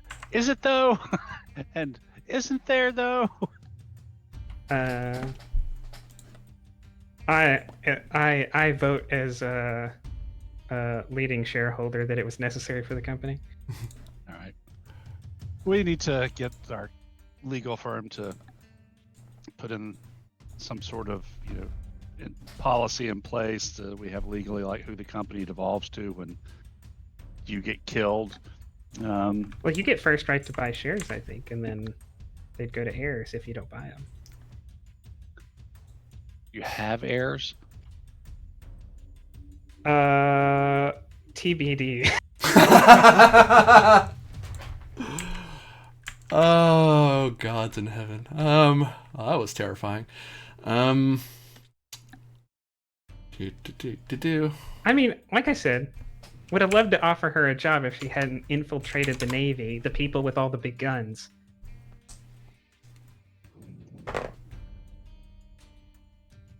So I guess I'll go back to La Ladrin and let's load up our stuff and get out of here.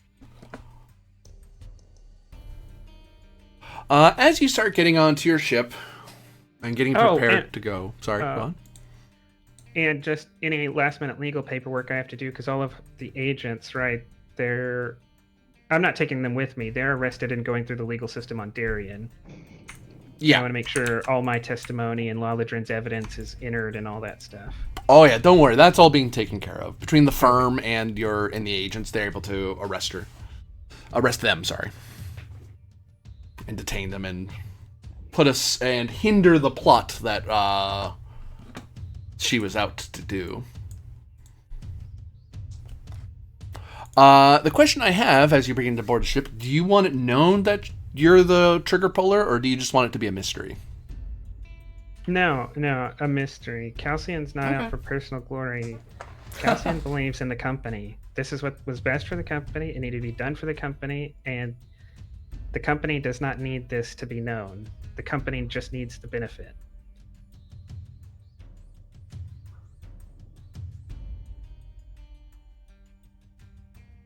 He would much rather be known as the guy who owns a stake in 2 great traders than the guy who killed someone so his traders didn't get stolen. As you're getting ready on your ship to begin your journey to reconvene with your friend, I believe believe that's your course of action. No, we're taking the artifacts to Meyer to the committee. So off you go to Meyer. My mistake. I was going to do something else, but you're heading to Meyer. Yeah, we're heading to Tarbin after that, but we all agreed that there was no way we were jumping around the Imperium with 2 artifacts. How could that possibly go wrong? It will be later learned that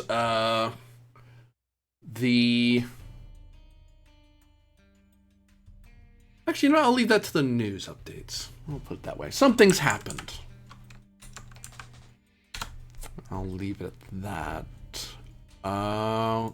Instead, we cut back to a certain bear. Rawr. You're jumping to Meyer. Oddly enough, the carnivore out of the two of us, but not the most violent. So back on Sting. Played a very violent Klingon for like a year and a half, and now I'm not playing a violent character. Do something different, and I still get involved in murders.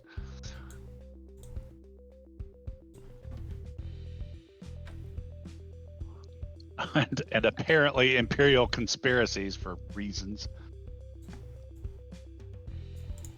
Dude, I own a hell world with some asteroids.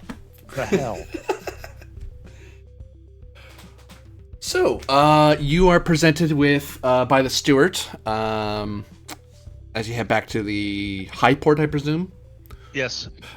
You have in your possession, writs indicating, what her entourage is going to do, which is to meet you there tomorrow, and so on and so on. So it's a written confirmation of what she said privately. At least the part where, the legal parts anyway. She never writes it down what she actually wanted to do. All right.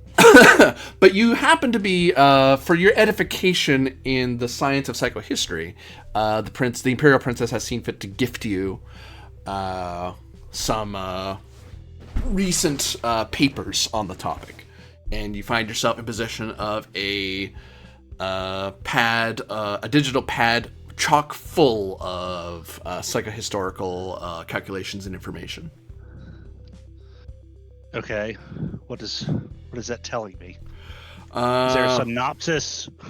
Education. 2 dice. Plus psychohistory. So it's 3 dice for you, I imagine. Well, I mean, I've got jack of all trades. That's true.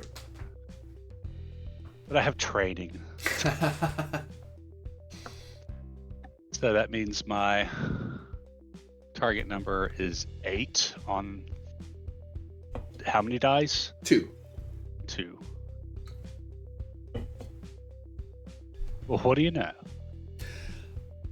So according to the psychohistorical analysis, certain calculations have been made that suggest that at present, the Darien Confederation is poised to collapse and have an economic disaster unprecedented in its history. The border worlds will be destabilized due to religious conflict and corruption. The Sword World Confederation will see its star rising and its fleets reconvened. Suzag Megacorporation is poised to its massive gamble is going to pay off, and they are going to become the megacorporation for the Darien Sword World Lunian region. The greatest winner out of them all, though, is the Jordani Consulate, which is going to see itself have a rocket in technological advancement and influence over the region. The only question mark in the entire calculation, and this is what the whole calculation is about, is what precisely is the role of the Third Imperium? What is its future? Specifically, as you may imagine, the fate of the Imperial family. There is a not insignificant potential that the Emperor will die inside of a year. Should he die, the Empire will see a great time of turmoil, and it will be left to the Imperial family to decide how they're going to consolidate their power and who precisely is going to take the Imperial throne. Even in a failure of his killing, it is possible that this will still result in a shuffling of power across the Third Imperium. In particular, it looks like the princess calculation has shown that she is poised, with these calculations, to do one of 4 things. One is to make an attempt for the Imperial throne, get ahead of, if she follows the calculations, if she is the mastermind by writ of conquest, as it were, she could be the mastermind behind killing the Emperor and then somehow seize the throne that way. Or use the confusion to seize the throne. But you don't see calculations as to precisely who does it. That isn't what she's concerned about. It's just seeing potentials. So she could do that. She could become the princess protector of the Border World Confederation, and she could just become its de facto leader. So come what may, she becomes the leader of the Border World Confederation. That becomes her imperial domain. Out from under the Archduke of the Deneb, the Spinward Marches. Archduke. She could poise to put herself into the Darien technocracy, but for her to do that, she would need relics of great power or technological advancement, which she does not currently have. But if she wanted to get in a technocracy and escape the collapse of the Third Imperium or its conflict, she would have to, and to maintain her title, the biggest problem is she would drop in social standing, because frankly the Darien Confederation doesn't have ranks above social standing above a certain point. They're just not big enough for it to matter. Or she could flee to the Jordanic consulate and defect. If she were to do that, she could see herself psychically imprinted, empowered, and maintain her imperial rank. Maybe not precisely because of her psychic power, but because of the amount of influence and knowledge and intelligence she has about the Third Imperium. Which is why she wants to go to Quirion. What do you mean she wants to go to the core? She just happens to be going through Jordani space, is all. But you can see in the calculations that she, even from these, she has 4 options. One of which is the Jordani question is way easier. It's the easiest of the 4 paths. Just because sabotage the drive and, bail out of the ship and watch it blow up and go, oh no, sabotage. The greatest opponents to her rise to power would be the Sword World and Susak, because they gain nothing by helping her. They already are doing well, and aligning with her massively undercuts their position. Whereas she would be the savior for the Border Worlds or for Darien, because she could help save the Darien. I mean, the problem with her with the Darien Confederation, she would have to somehow pull them out of their economic disaster. So that would have to be what she would have to figure out what that is and how to stop it. Oh, okay, so that's not known yet. The Sword World, she could help pull them out of their religious discord. That would be a way to get her as the imperial princess of the region. Or again, she could throw her crown into their tiara into the ring. I mean, there is a possibility she could try to stop. I mean, even if she saved the emperor, that's the other, being another calculation you're able to make. It doesn't say in the documents, but you're able to make this calculation that saving the emperor is also an option. But it's one of those. The calculations say the emperor is likely to die to be assassinated within a year. It doesn't say precisely by whom. There's a lot of people who could be the trigger puller, or the person who makes this calculation could be the trigger puller. But if you're the one who saves him, then that's a way to ascend or save the Imperium. But pretty sure we got 5 years, and even then, it's only a look-alike. Anyway,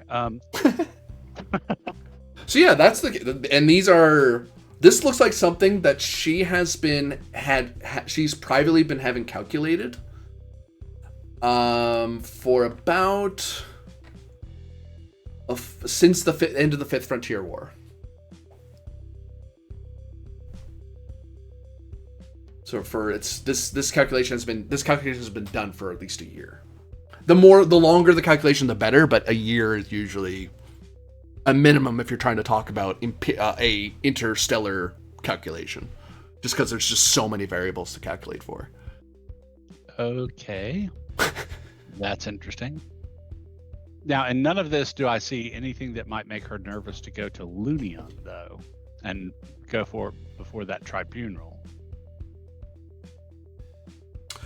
Well, the calculation is what option would the calculator take for success. Right. And if she... Well, that becomes a question. Yeah. This doesn't say anything about whether or not going to Linian is a factor. These are about the paths for her to succeed in the wake of the Emperor's death. Well, she's pretty much agreed to come to Lunian because the ship's not going to be there till then. So, at this point, I will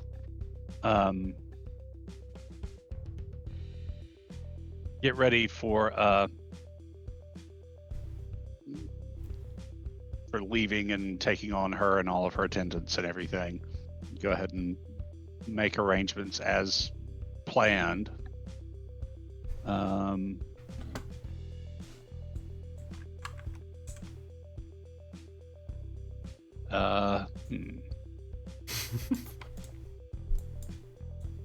So psychohistory apparently is not one of those things where I could go, here's a bunch of papers, look at them, and then, I want you to add in an extra calculation and tell me what it means with a quickness. You would have to do a roll to try to recalculate based on a new variable. Well, now I was going to hire somebody to do that. Oh. Could it be done, or is it one of those things where if you really want it done right, it takes a year or two?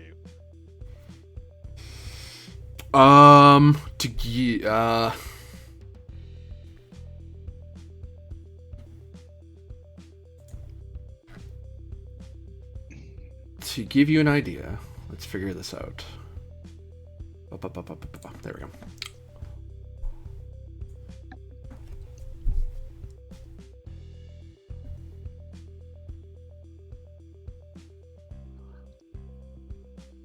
This would be a 6-die task for somebody. Ooh.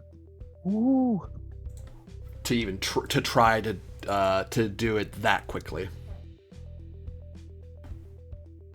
Okay, well, never mind then. I'll just continue on blindly. Unless you had an ancient technology that helped you do the calculation faster, but I left all those back in Darien.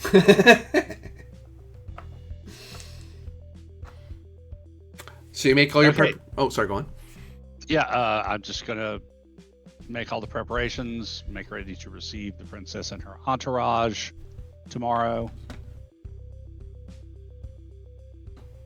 Okay. And I mean, we're, it does appear like from my conversation with her that she's willing to go to Lunian so that we meet the ship. So that's kind of the plan I'm following with. I don't know why I ever bother doing gray on a gray background. There we go. Light gray. She would ask you to meet with her in her stateroom aboard the ship.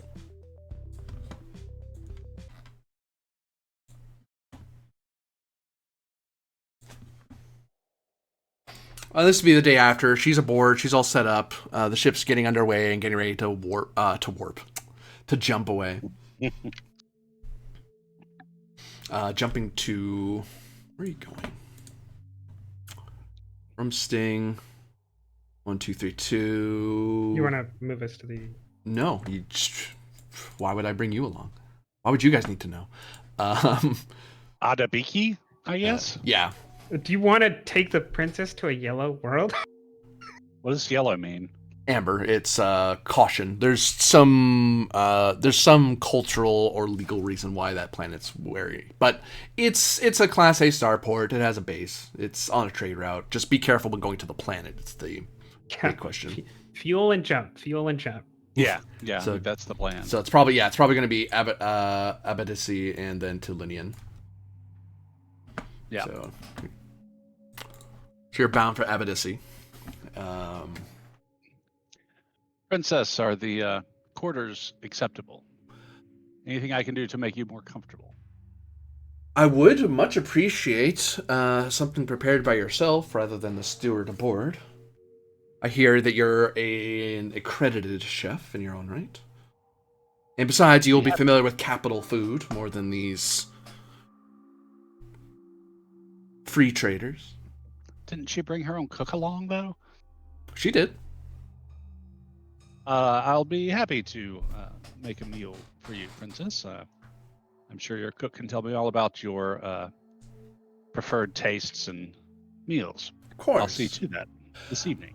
And actually, I have I'll give you some options, so I'm not just giving you a blank canvas to have to fill in. I would hate for you to feel overwhelmed. I imagine you took some of the reading material about my interests yesterday. I did. I found it quite fascinating. I was wondering if, based on that, if you could create a meal. Could be one course, could be 4 courses. It's up to you, really. And I'd like you to express yourself as to what you believe is the most important aspect that I should consider, in your opinion. Or if there's only one aspect, you're the creative chef, and you will be not lacking in education or culinary toolage to express yourself.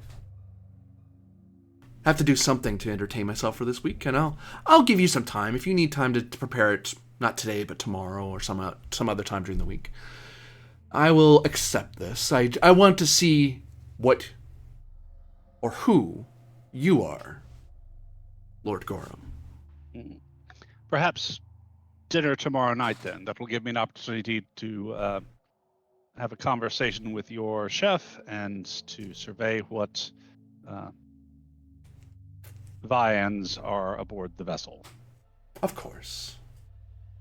You may leave, Lord Gorham. Bow myself out. And then, yes, I will go and talk to her chef and then take stock of what we have. I have kind of a 4-course meal planned. Oh yeah, they seem to have a wide variety of foods.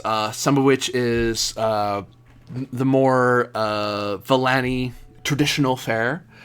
There's some spices and meats from the Zent Bend. There are some rather sophisticated. What's the phrase? It was in fashion a few years ago for us, and then it isn't. It kind of says molecular gastronomy. There we go. That's the phrase. Ah, yes. So molecular gastronomic tools and supplies that can help modify the other things. But there's some like Darien specific things like venison, fish, nuts, that sort of thing. And there is some Sagmal or Swordworlder fare, so pickled foods and fish and lamb, that sort of thing. Okay. So, okay. The first course is going to be more of an appetizer / amuse-bouche, using some of the molecular gastronomy.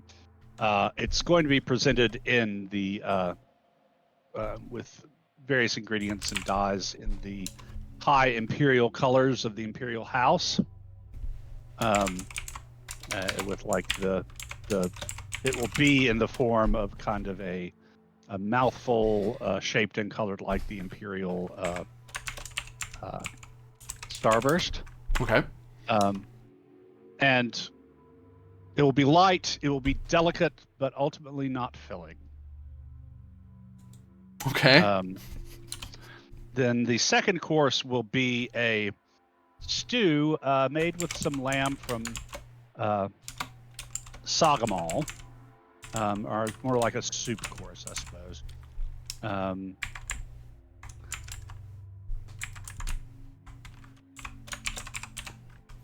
mind me just taking notes. It's going to be based on very peasant fare kind of thing.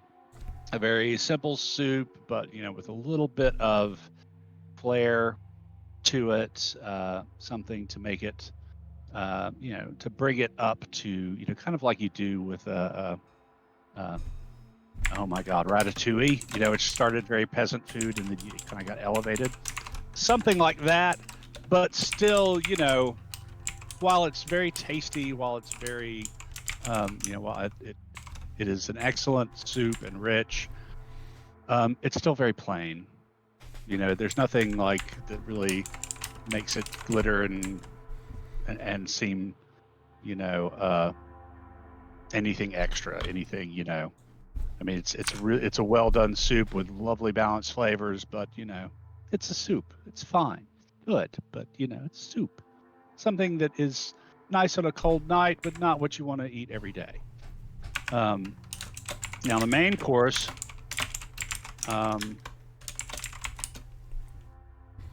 we are going to make a delicious, exquisitely presented, absolutely gorgeous main course using some meats and vegetables from places in and around the Darien Confederacy. This too will have a kind of color theme of the Darien nobility, technocracy colors. But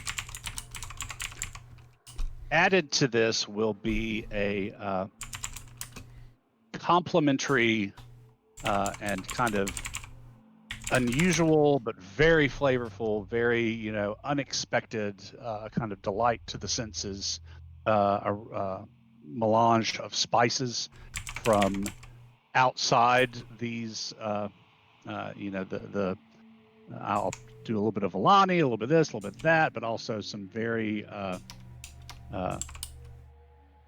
unusual spices that I picked up in my travel, particularly some of the stuff I picked up in Palm Beach that will really make this pop. Okay. And that's going to be the main course, and that's going to be like the centerpiece to the entire meal. That's going to be, you know, the piece de la resistance, the big bit. And then for dessert, there's going to be something very baklavage, very, you know, multi-layered, layer upon layer upon layer, very, very thin pastry, and lots of like thick, cloying honey and nuts where, you know, it's almost impossible to eat it without getting sticky fingers, lips, you know, it's just cloying. You just kind of, you know, it's delicious and you revel in it, but it's heavy and it sucks you in and, you know, you know, it clings to you. So, and of course, these are the four options presented by the psychohistorical paper. And the third one, which is move into the Darien technocracy, but you need tech, is kind of the one I'm recommending. I'm bringing most to her attention, particularly as I have been able from my own stock to provide this extra incredible and very interesting bit of flavor and seasoning to it that is not Darien or Swordwolder or Imperial. It's something new and different and kind of intriguing. Give me. That was a mouthful. Well, I'm hungry now. Yeah, right. Personal interaction. Okay. Persuade. You're gonna get your chef as a bonus to this role because that's what she's getting you to do is express yourself through food, subtly. Which that's this. I will say this is very friggin' imperial to me. It's like, oh, tell me what you think through food. Okay, like what? Yeah, that didn't even faze me really. I was like, oh, okay, I got you. Okay. This is persuasion. Yeah.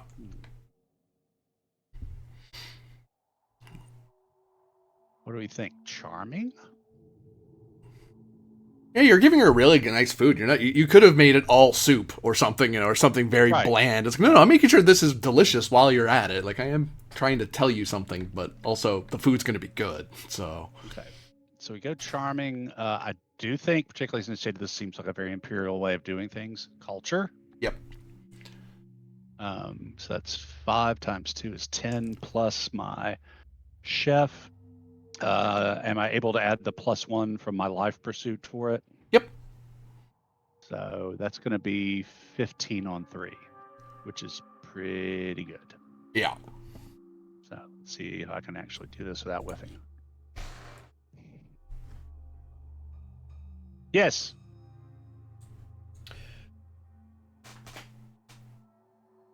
She enjoys the meal thoroughly. She picks through each of them with care. And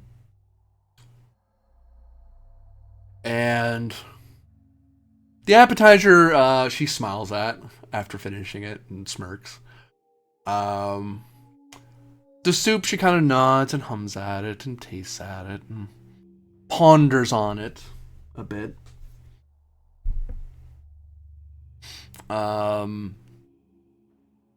You get the feeling it's something that she has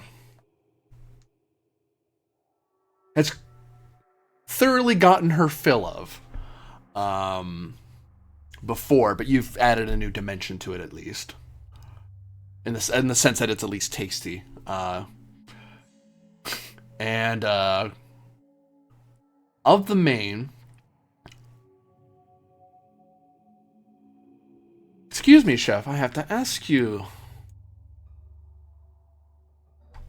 There's a certain spice here I don't quite recognize. I pride myself as a daughter of the Emperor to know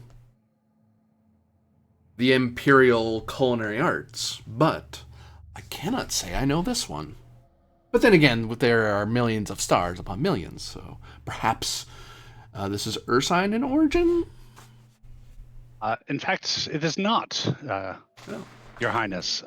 One of the advantages of being a chef and a traveler is that one gets to sample a variety of cuisines from both within the known principalities and without. This is an herb that I acquired a supply of in a system called Palmbeak, which it is small. You could barely call it even a pocket empire. I mean, it's a single small world, low population, an out-of-the-way system that's rarely visited because it is several. Let me find my map. Yep. It's several jumps out of the usual spaceways. Spinward, in the read-in system. But small as it is, there are some truly incredible herbs and vegetables that grow there. That they have their similarities to some found elsewhere, but they have their own little je ne sais quoi that sets them apart, and there are quite a lot of them there. Indeed, enough where establishing trade in those items could be very lucrative, and it is something that my company is looking into. Lucrative for foodstuffs, of course, as such things go. Well, yes, but, of course. But it does, particularly when combined with some Darien proteins and vegetables, bring out flavor that is only hinted at without it. It uplifts what is already a impressive offering.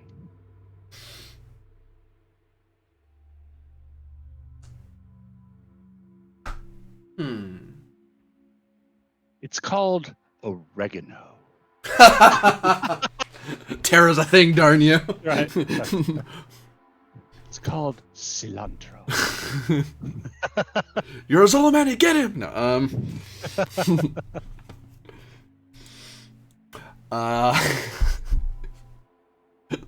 the spice of the resistance is oregano. Sorry. Anyway. Well. And she enjoys dessert rather she enjoys the dessert thoroughly. And I'll provide like a finger bowl and warm towel and all that to get rid of the Oh, sticky. Well, Lord Gorham, I have to say that you have more than proven your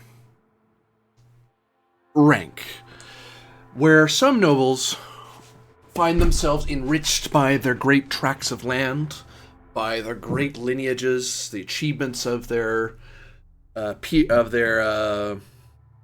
children, or progeny in general, really. Some, and this is the beauty of a modern imperial system, some earn such things through personal achievement and ability in a sort of, dare I say, Darien fashion. But I'd like to think the Villani already had the idea, but that's a philosophical argument and a anthropological argument.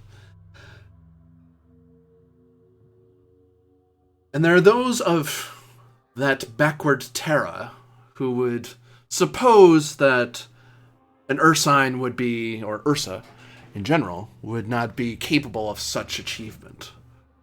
But it is a more enlightened third Imperium rather than a second Imperium that would see a skilled chef like yourself in the presence of an Imperial princess, and I am glad for it. I'm glad that we are in the third rather than the second. I would love, ever so much, to share this meal and discuss it in greater detail with your company shareholders. I'm sure I'm not going to be the first summoned to testify. But this is something. I mean, I was going to do something on Lunian, but this is something that must be shared. I cannot possibly see how I could deny someone else this experience. You do me great honor, Your Highness, and it is truly a pleasure to cook for one with such a refined palate.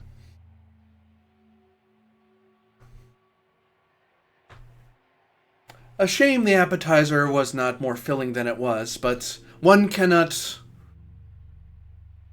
One's place in the order of a meal is just that, I suppose. A preamble to greater things, such as the main dish and the dessert. Not to say anything against your soup, it's just, I will admit, it's, I've had lamb. I've had lamb soups. But you've done a great job of giving it its fair due.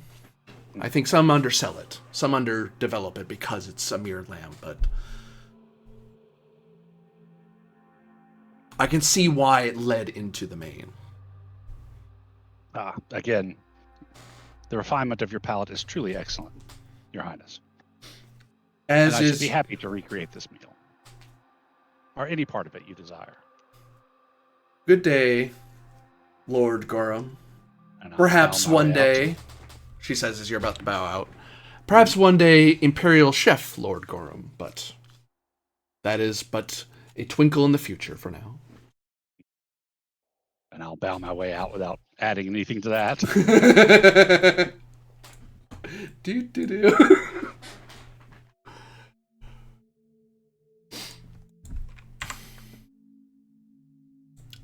And thus, a week of time passes.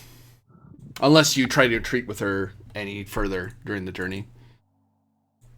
No, I think I've baited the hook. as it were. So it is now 3:06 of the current year. I'm finally healed.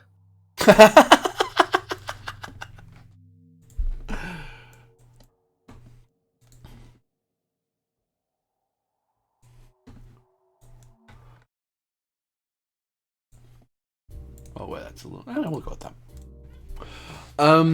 So, in a week's time, Sir Tarbin Arctos finds himself on Adabisi. The intention of the ship, they are going to stop. They would normally stop and hang about for a week, but they are on Imperial warrant now, so they're basically. There's no sense bothering to grab cargo beyond mail because their cargo's being bought out by the Third Imperium. So they're like, oh, so they're making plenty of money. So they'll stop at most they'll stop for a day just to kind of refuel, let everyone stretch their legs, get off the ship for a bit, shake off some of that discomfort the crew has, and then get on their way. But is there anything? Do you disembark for any amount of time on ABC, or do you just wait it out until it takes off again? Does it have a high port or just a? It has a high port. If it's Class A, it's definitely a high port. High port, low port. B and A are guaranteed high ports, with with few exceptions. The one thing I will do is head to the TAS lounge and pick up the news and the inside scoop news.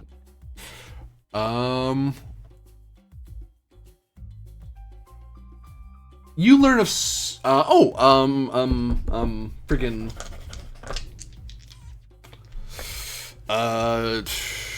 intelligence streetwise 3 dice to see about if you're able to discern anything from the news. Okay, that's 13 on 3. Hey.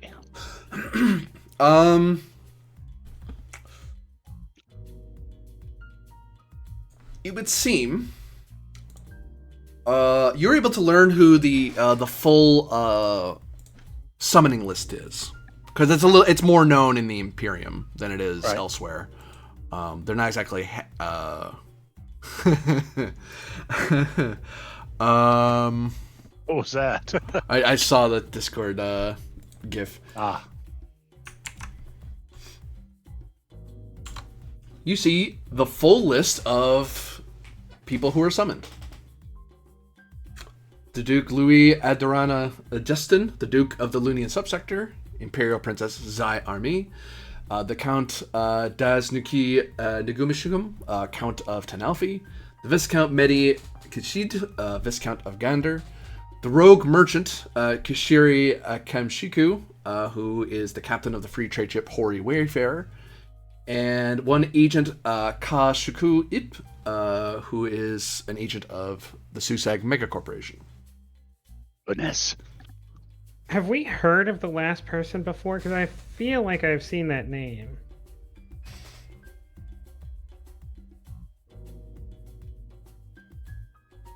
I don't believe so.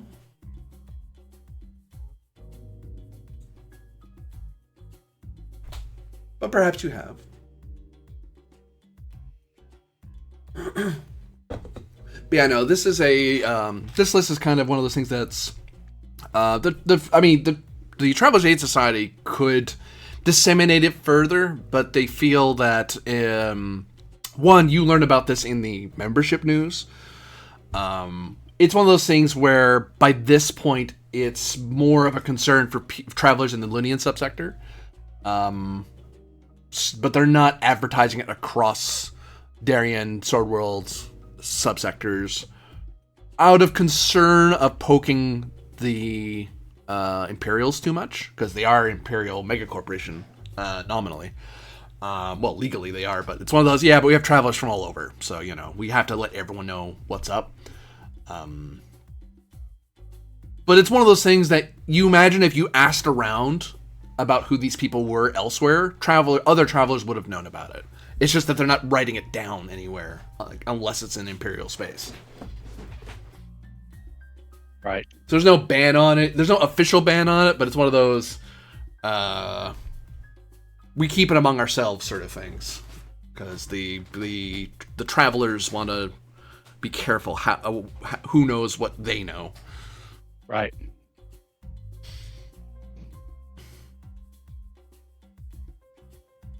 Any other activity in the high port of Adabisi?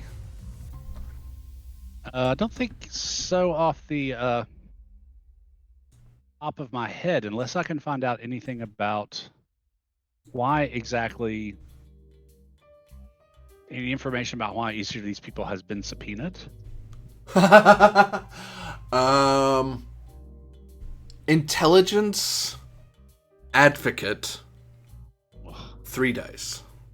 need to buy an advocate waiver.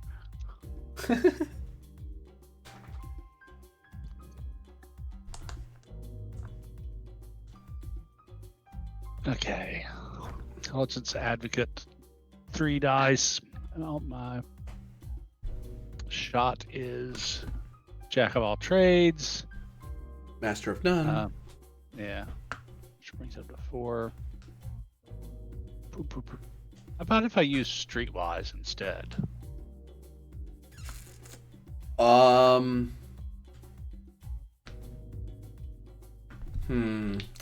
What question would I be answering? I'd be answering one. What am I answering with that though? Wouldn't be that one, but it would be something. Well, it'd be more like, instead of, okay, why have these people been summoned? And we know because it's legal. We know the legal reasons why. It's, what's the rumors about it based on, like, I read the article in the Post that they're being subpoenaed for such and such, and I just think I have a better shot at it that way. At least that keeps me out of this as hard. I'll take that. Okay. So we are looking at 13 on 3. Got it.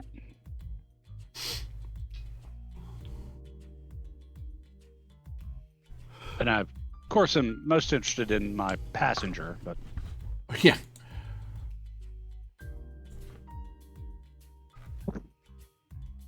it's because she's hot and they're jealous.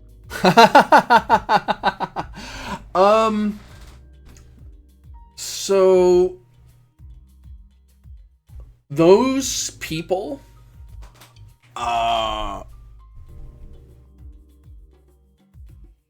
going by similar instances of how such things happen in the underworld, and maybe some of the rumors you overhear in the Traveler A Society lounge.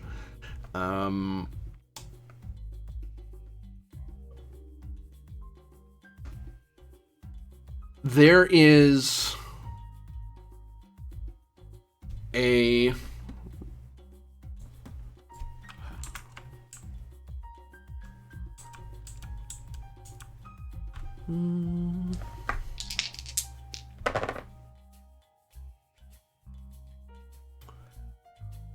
possibility that one of these people on the list is a mastermind for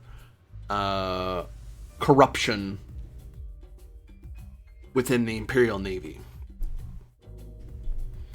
and that the others are either witnesses to the fact, or they're in on it. So of the people that would be it, that would be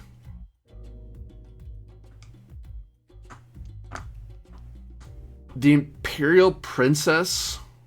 For her involvement in the rumors, she either is the reason it's happening, or she is the reason why this hasn't been caught sooner. That seems to be the most likely scenario here in the streets, is that she either is the one pulling the strings, or she's the one letting someone pull strings, and she knows that they're doing it, and she just chose to not mobilize against them.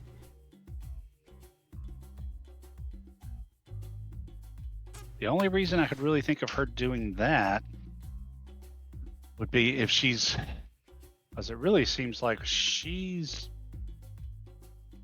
planning on bugging out one way or another.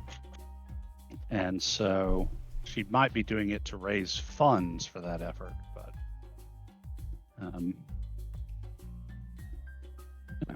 okay, that's good enough. Well, and also, oh, never mind. I guess that wouldn't matter to Tarvin because he couldn't know yet. But we have evidence of Len Suseg agent getting involved in navies. Yeah. So, okay, that's really about all I'm interested in doing while we're laying over. What's happening in Meyer, Baronet Calcian? Uh, Murder, cover up. we've handled the harsh part of our business. Now for the happy part, where we get rich, or are stripped of all of our assets by the technocracy because they can be like that. We get rich.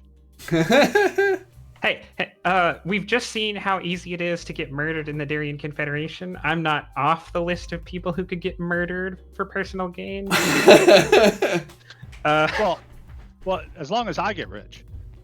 That's the goal. I mean, not to get you rich, but to get you rich by proxy of me getting rich. The Baronet Langhoff and will schedule a mutual consultation between himself, the Oh yeah, Lalo Drum is going with you, as I recall. yeah, Laladrin traveled with us, yes, and the Technocracy Subcommittee for Ancient Artifacts.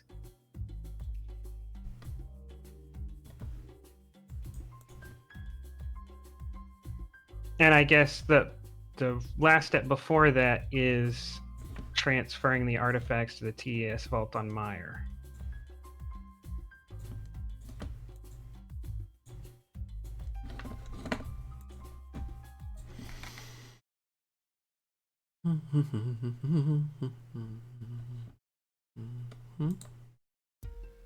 No.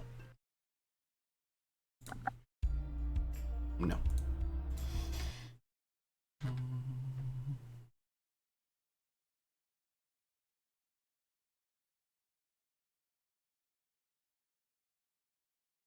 Yeah.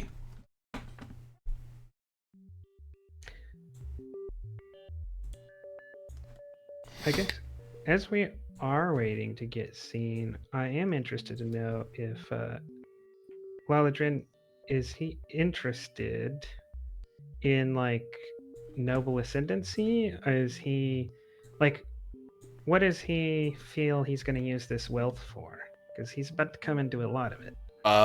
Noble ascendancy for one, because he'll be enriched immensely and be able to prove his ability as an info broker.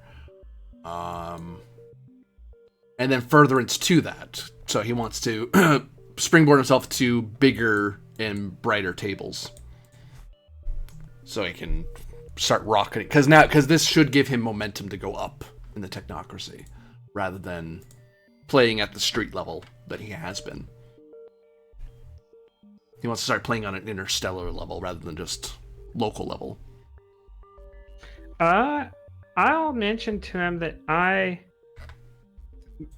don't have full disposal of this wealth. A lot of it, some of it, I may try to use for my own ascendancy also.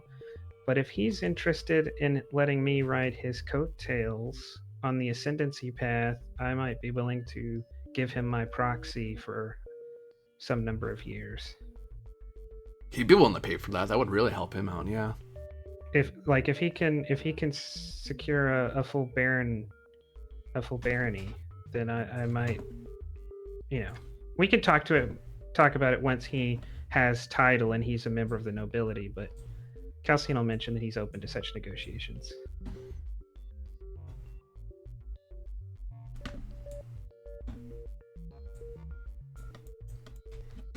Because I managed to get promoted by throwing a few million credits around, I think.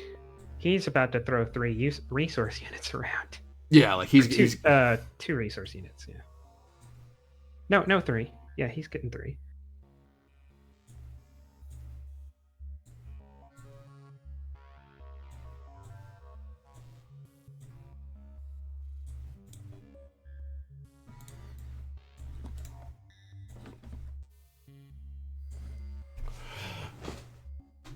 So, before you're granted into the chamber, he will tell you that he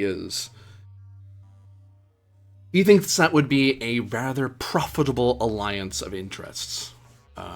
And he'll definitely reach out to you once he's situated. For now, it's a matter of qualifying on the technocratic scales and ascending and getting the land and getting it settled and moving his operations and all that. So it'll take some time for him to get resettled, but that is something he wants to do. Yeah, with his wealth and his info brokering ability, Calcian's not too uncertain that he's standing next to one of the few future Imperial counts, or, I mean, in the long stretch of a Darien life, maybe the next Duke. Mm-hmm. Right, with this kind of personal wealth and information, someone could really rock it.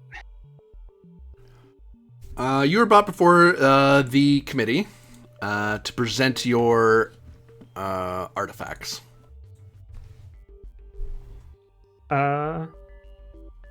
I'll give appropriate deference to the committee. And in what language do you speak? Tizul. The Darien language. Mm-hmm. Exclusively.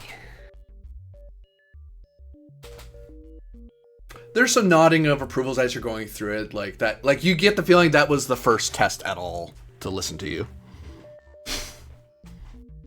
Which, a little insulting considering how much of the population of this planet is Soleimani. Well, we need people who work in the factories, right? So. Oh. I mean, some of them are good. Sons of bitches. Some of them turn out well, but I'm between Calcian's action and these people. I'm starting to believe nobles are not great people. Whatever gave you that impression? Okay, now Tarbin kind of wants to buy a sewage company and employ all these Soleimani people to work in it. In a weird kind of long revenge. Yeah, I was a little worried about the princess there because of her comments about the Soleimani of Terra, and Langhoff was born on Earth. But yeah, it's not like the Volandi are still sore about the whole Age of Man thing that the Soleimani ushered in. The dark ages of the Imperium. Right. I don't remember the bad times. I remember you weren't alive for them for when one. We were in command of the galaxy. Right. I'm sure the captain of the Titanic was a very nice man. History says different, but okay. I guess. No idea. But yeah. So, Baronet, you present before us some items of interest to the technocracy. I present more than just items. There are 2 artifacts of great interest, but I also come with news and navigational charts to a place where many more can be had, and with a humble suggestion that should the technocracy find my artifacts useful and enlightening, that perhaps the technocracy make gestures of goodwill and camaraderie with the people of Pompeek, perhaps even pulling them into the technocracy for the value they have. Of course, to be administered by Darien, the technocracy. Oh, of course. They pull up on their holograms and start looking through your data, and you notice that almost from the shadows, assistants holographically form into existence over their shoulders and whisper into their ears and then vanish away, and then there's a new face that appears, whispers in the ear, vanishes away. Almost like a host of spirits hovering behind them in the invisible that are advising them to what you've presented to them. I would like to be a little bit of a showman here and upsell what I've got. Um, I know what I had of is valuable, but I want to make sure it's not stolen from me, and I want to squeeze every little bit of value out of it I can. Oh, it sounds like you're trying to persuade them to something. Yes. You're attempting to persuade them. So 3 dice. What strategy are you taking with this vaunted assembly? Just off the hand, appeals to and charming look like the only reasonable options.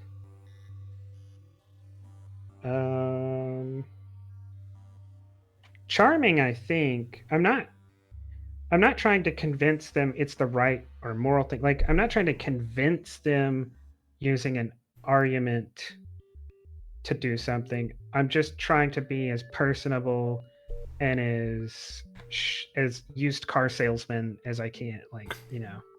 To what tactic do you think they'll match? Mm.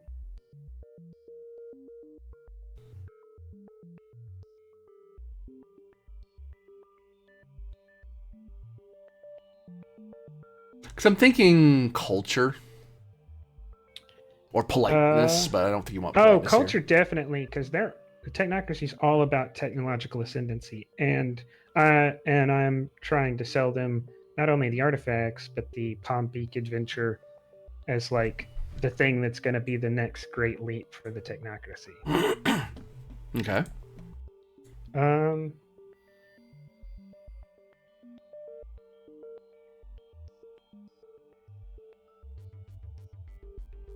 Yeah, you're under the law of inferiority for obvious reasons. You're in the presence of people who definitely outrank you in this on this matter. All right.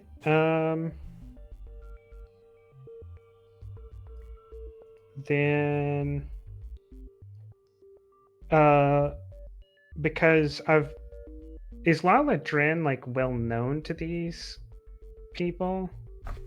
Even if he's not noble, he's known as a reliable source. He has a checkered history. He has a very roguish history to him. Okay. So I wouldn't want to use. I don't think referral would work for him. You're getting the feeling that this very open court thing is something that there's a reason why he's letting you talk rather than him leading. If he was going to do this on his own, this probably wouldn't be happening in a chamber. Like, there'd be a proxy representing him. Okay, I'll take a -1 for flattery.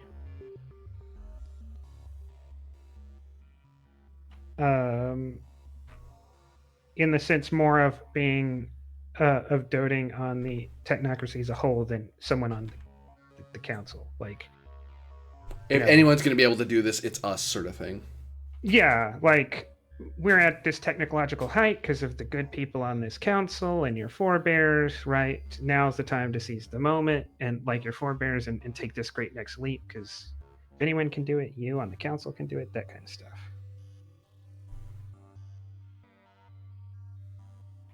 So that gives you the flattery doubler, and you get +2 out of inferiority law because you're using flattery as a tactic. 21 on 3D, looking for no 666s then. 3 6s, let's go.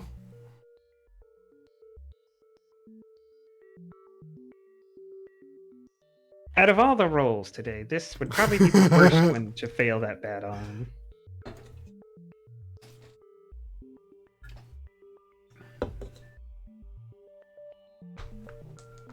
Nicely done. So which artifact were you trying to sell to them, for one? Both. Because I want to do this above board. Right. Oh, yeah, that's right. You discuss it back and forth, and you sell it, and they question, and you sell it some more. And eventually, one of the members of the committee, who is styling his hair in a more Zolomani sense. And in the discussion, you kind of learn that he's kind of the champion of Zolomani interests on this particular committee. as well as other ones, because he himself has Zolomani ancestry on top of his Darien one. Hey, me too. And he says, well, Baronet, got a question for you.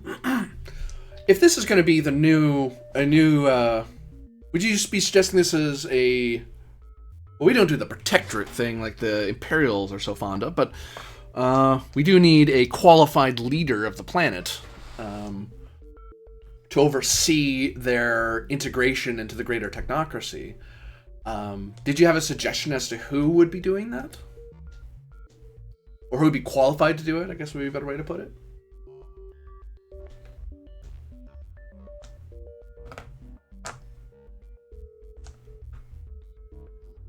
I mean, we are talking about a grand expedition and reclamation of Doran and other ancient technology from a branch of humanity that has so far scrambled at the nuts and bolts of much greater things.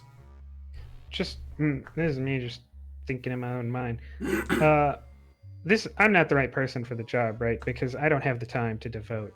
I can't go out there and spend months or years. Yeah, you wouldn't be a traveler anymore. You'd be following at least a term of. You'd want to spend at least a term as a noble, just managing the planet and getting situated. That's Oladren's problem. He can't be a freelancing traveling person. He'd have to tie himself down for 4 years to make sure his holding is secure.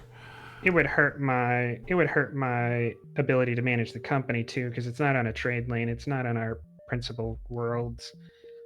Like every time a ship made a jump or something, I wouldn't learn about it for 6 weeks. So yeah, I'm not interested. That's me internally. I'm not interested. So I'll say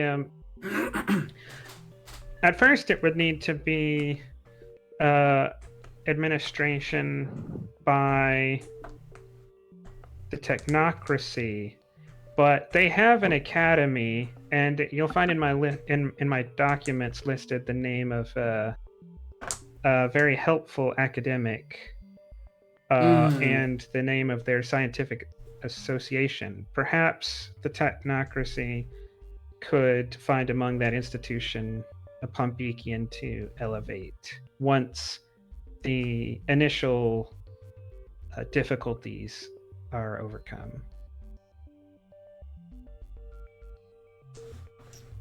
He looks over at the rest of the committee and they nod. And the chairwoman says, I believe an appropriate examination of this academy will find someone appropriately qualified to look after Pombekian interest. And perhaps they themselves will ascend in the technocracy as appropriate for a single world administration. They're very xenophobic, so great effort will have to be taken in the diplomatic game to get them on board. But I did stress to them the danger that they are in should the Imperium or the consulate be the first to learn of their great wealth in artifacts. I believe that this committee may very well recommend to the committee's militant about the mobilization of protectorate services, but that is a question for another committee. So the artifacts are confirmed. Its provenance will be borne out, but initial scans seem to prove them out anyway, and recommendations have been made. Ergo, you are to be presented with your findings in its appropriate fashion.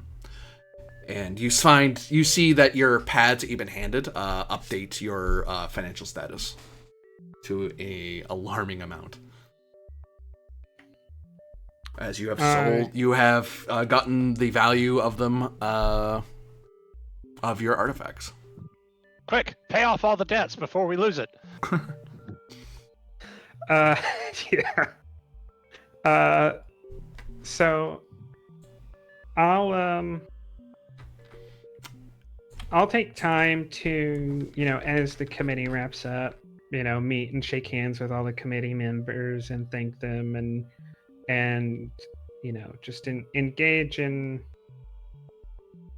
conversation with them. This is the first time in a long time I've been to Meyer, so I have time, a little bit of time to dip my toe into politics at the moment. And I'd like to get a sense of things.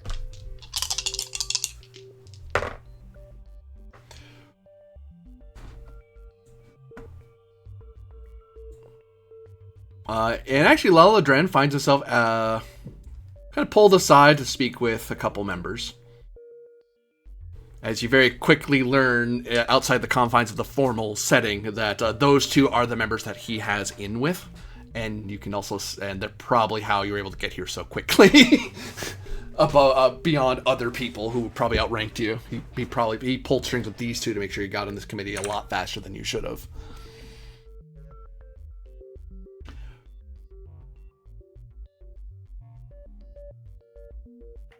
Oh, well, actually, sorry, go ahead. The chairwoman walks up to you as you're chatting among yourselves. She says, Calcian, I believe it is, given the achievements that you've done so far for the technocracy, I think it's only appropriate, and my colleagues here, I believe, will agree with me. They kind of nod. I believe it would be only appropriate that your qualification rating would be increased in recognition of your new corporation, which may give us, the technocracy, a great inward influence into our allies in the Imperium, as well as, even though you won't be the administrator of Palm Beak or the expansion efforts from there, I suspect that you will not be wholly divorced of its economic achievements. We have additional plans to construct large vessels, and perhaps the technocracy would be interested in an exclusive contract for a several 10,000 ton vessel to regulate trade between here and Palm Beak.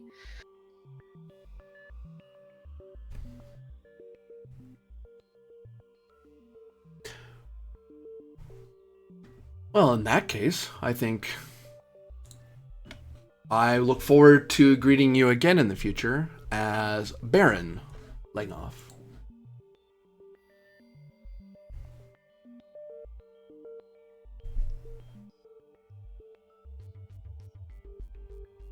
And the other two kind of clap politely, as you've now learned informally that you are going to be elevated. Which, in this, funny enough, I think in this sense does not mean I change my social stat. I go from little C to big C, I think. Yeah.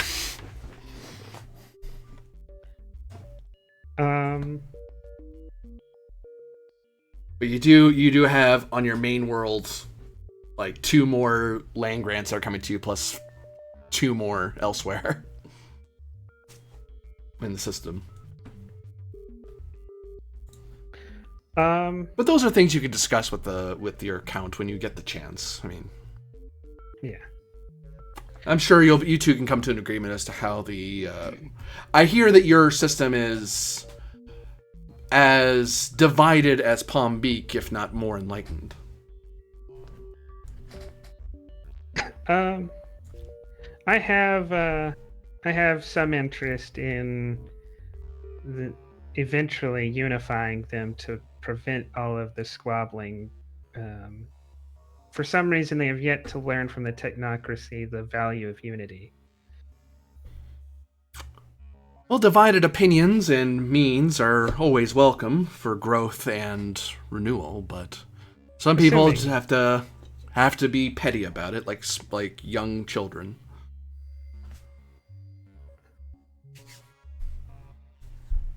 And it's not, and the planet they're from isn't really a great excuse. You are lineaged from Terra, but Terra has united. Terra has produced great scientists and researchers.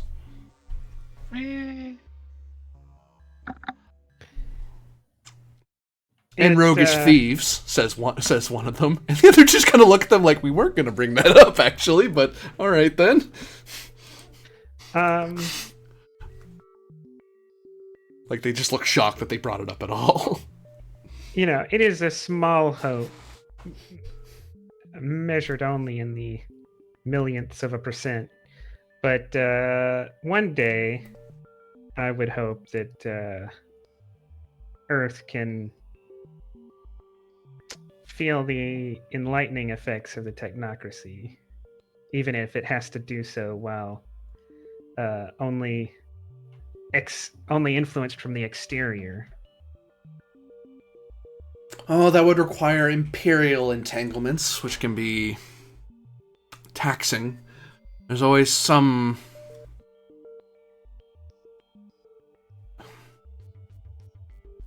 They look among themselves and kind of get the feeling they kind of let that conversation die right there. Like they were going to say something, they start moving on to like a new topic entirely. Like there's not a whole lot of satisfaction here with the Empire, or they just have general negative views of the Empire that are, like, pre-exist the Alliance. Hard to say without querying them, because they kind of stopped themselves before they said more. I don't want to press them on that because I want to ask them other things that are of a delicate nature. Okay.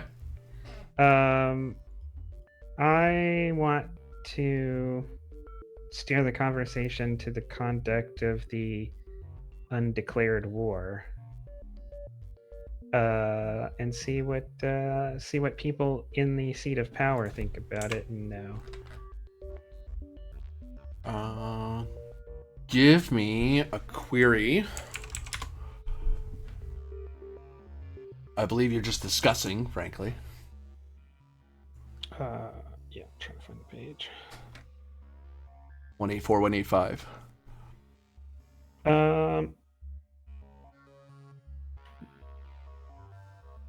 I think actively listening because I don't have anything to tell them. That's true. So 3 dice on 2 dice. I see what I've talked myself into. On the plus side, you get +1 because even if you're inferior, it's a query.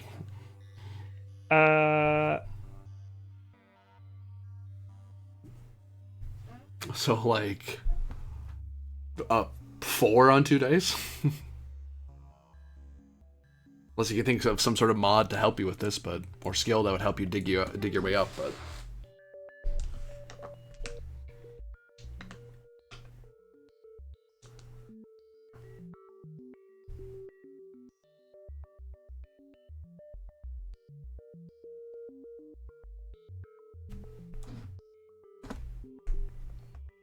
maybe a bluff that I know more than that I present myself as I know more than I actually do.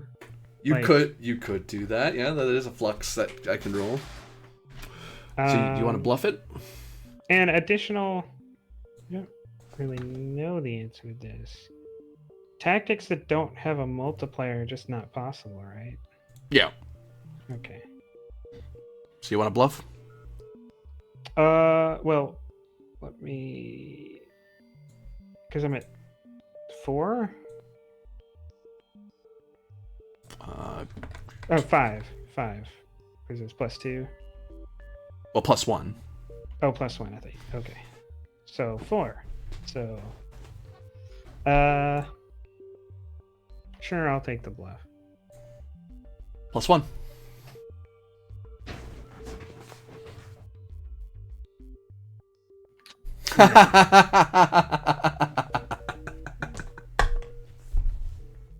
Could have been worse. Yeah. You try to get them to tell you more, but that's not something a baron needs to concern themselves with too much. You just worry about your holdings, and you'll be informed when you need to be informed. Those qualified to know are informed. Is the polite way of telling you, or not so polite way to tell you, you're too low social rank for them to tell you, or want to tell you. Though that said, that doesn't mean they know either, but you know. Then I think the last real topic of conversation I have is I'm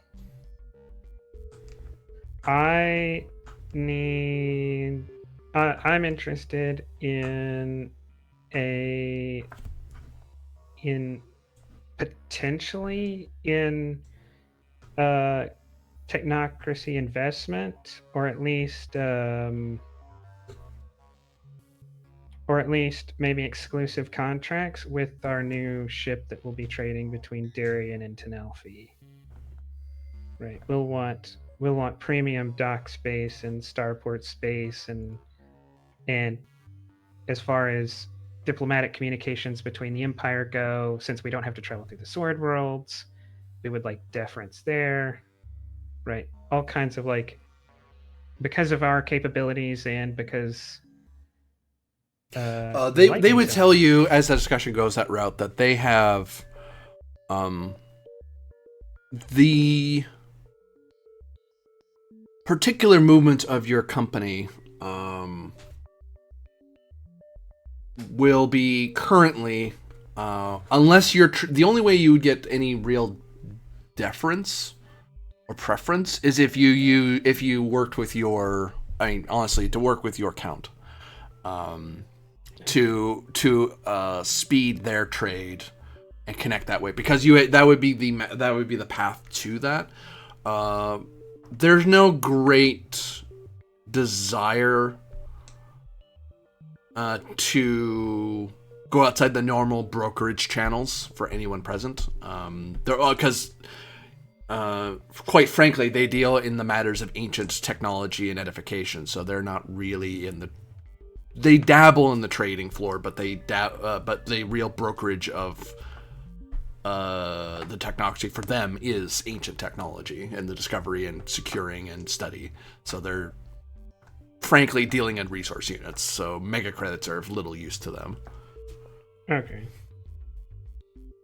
But they do give a suggestion like, hey, if you wanted to find a way to do that, that's how you do it. And if you give them if you can, I mean, given what you have, I imagine, and especially since you're ascending, the Count has every good reason to want to enrich their trade routes a little better. How you're going to do that, that's up to you, really, because you know your world better than they do, frankly. Oh, I will ask them one last thing. When do you expect that a delegation might be sent to Palm Beak?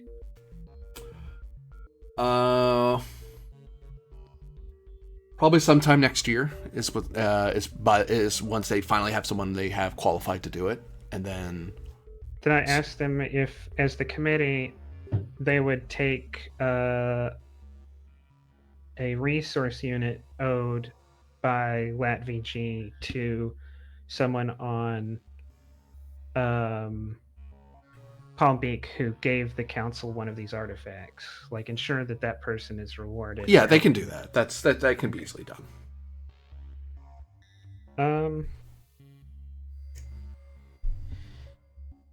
Then yeah, I have a lot of business to attend to as far as the company is concerned. So I'll take. I need to spend the rest of the week tidying up some loose ends before I run like hell for the Imperium.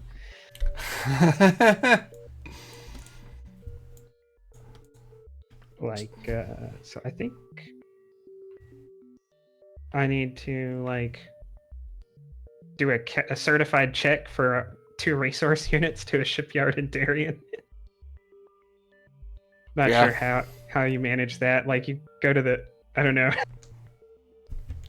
someone on Darien and say, "Hey, can you certify this and send it on?" It's worth more money than the entire building you're sitting in. Yeah, you'd go to like a Darien bank and have it all done. like they certified computer digitally, yeah, in some way, and then verify your biometrics and verify the thing. You'd probably meet with the bank manager for a brief bit because resource units, and there's a bit of a process. There's a good chunk of your day that's used up just moving resource units around. All right. And last time we converted our resource unit mostly into money and then just access and power within the consulate. Is it possible to turn one of these resource units into like some combination of credits and free trade and travel within the Confederation? Because we have expenses that are measured in mega credits, so it's kind of hard to convert. Yeah, you can basically you can guarantee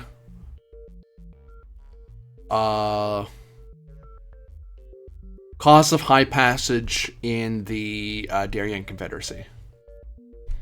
Like forever, like Yeah. a member of Latvia. Official company members of LatVG do not have to pay for passage within. Yeah, that's covered. There's a special account for that now.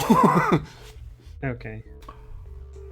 And the amount of mega credits that are left over after that. What's your broker skill? I'm just gonna mod my number. 4 with a life goal modifier of +1. Not sure if that's relevant. 4 plus 1, so 5. So.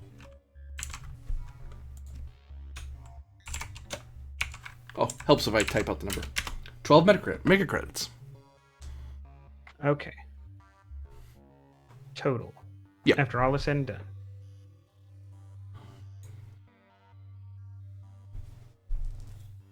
Because now you basically have lifetime high passage anywhere in the. It's like, oh, well, what account do I charge it to? This number. It's like, oh, okay, they can totally afford it. Yeah, there's now a special, like, trust in the technocracy that's specifically for looking after your travel arrangements, your company's travel arrangements in the Confederacy. In the technocracy, rather.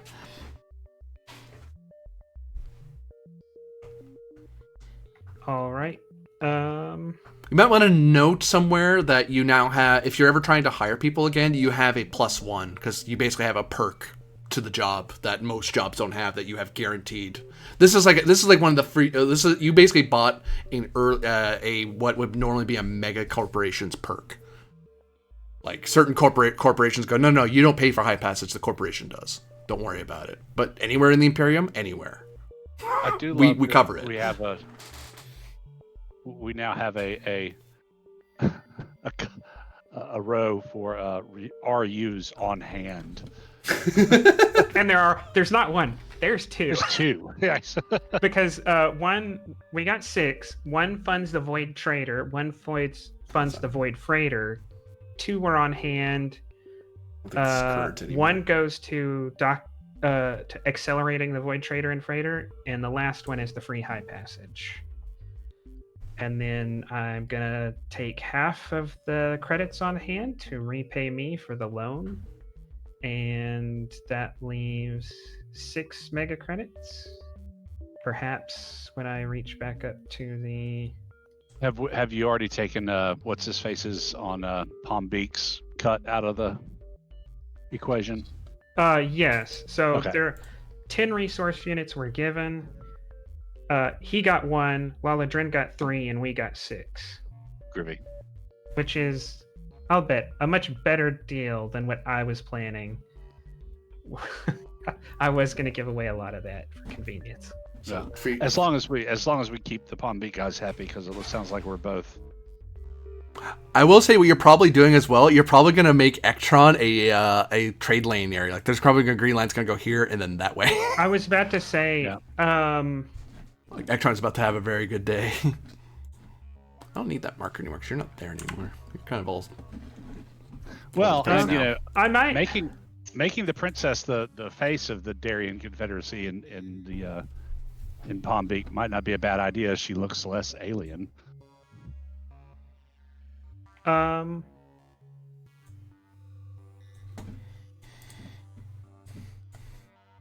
Yeah, I will I want to also draw up a plan to use one resource unit to buy a bunch of small and medium-sized free traders, and just for the shareholders to review, and possibly to eventually send off to the Knight of Ectron. Or maybe like a starport. I guess I'll have to think on it, but I definitely do think there's something we should do. Investment in Ectron. Because Ectron's about to become. Ectron's going to become a trade lane system. Yeah. All right, then I have like a bunch of jumps ahead of me. So you begin your journey to Lunian. Well, I think Narsil and then Sanakoth. How far can you guys jump again? It's been a bit. Jump 4. 1, 2, 3, 4. So Narsil, 2, 3, 4. Saknoth. And then can we jump the gap from Saknoth? 1, no. 2, 3, 4. Sorry, I drew a green line and I can't get rid of it. Here. Oh, you got it. You'd have to stop on one of the board. You have to jump to one of the places on. I only count before 4 heads to Nalfi from Sakanoth. Oh, you're using the lines. Oh, okay. 1, 2, 3. Because. Okay, I guess that's a big question going forward. Do you travel along hexes or do you travel in straight lines? You travel along hexes. Okay, then I think the Darien to Tenalfi route still works counting along hexes, but I'll have to double check that. Because I don't think it does. Okay, because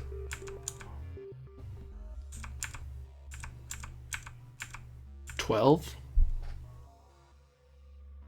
There may be a more efficient way to do it. I'll have to double check.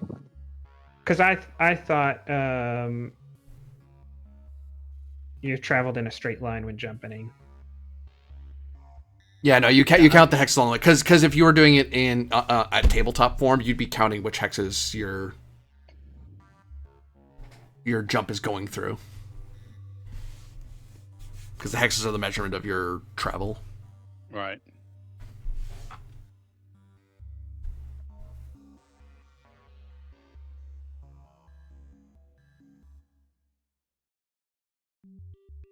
Yeah, we'll figure that out. So you're jumping from Meyer to Narsil? Yes. That's where you're going. And Harbin is jumping to Linian. Yep. Which means...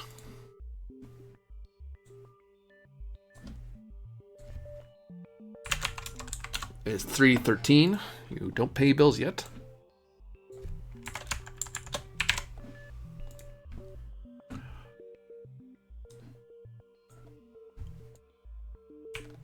Does the day number come before the year number?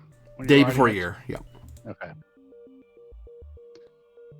Thought we might be doing it sensibly, but fine. And I just realized I forgot to tick us up from last month for the mining concern. Because it's not it's not one of us that makes the money, the company makes that money. Oh, so we bought a mining company and set it up in Ectron.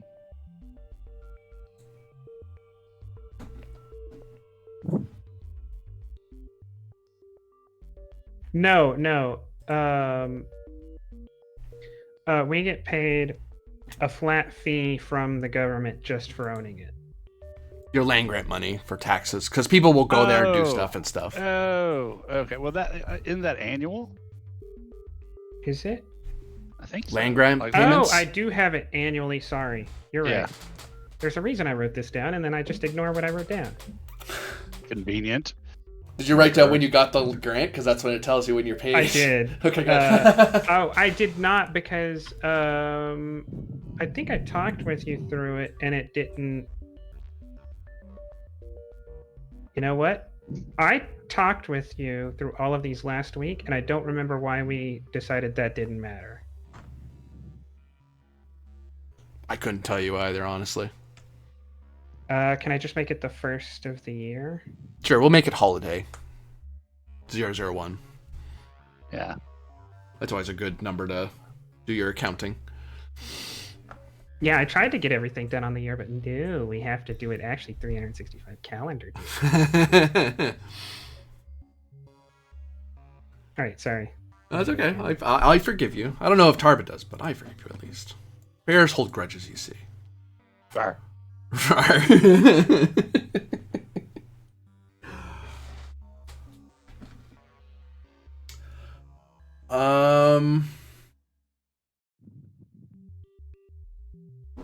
What to tell you here?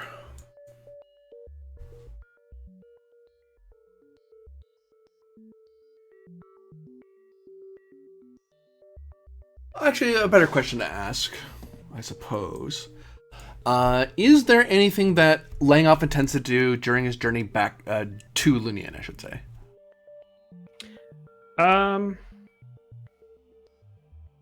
Normally I would love to do some trading, but it was impressed upon me that this was not something we're waiting around on. So, like, even the day or two at each star system. Oh, another thing?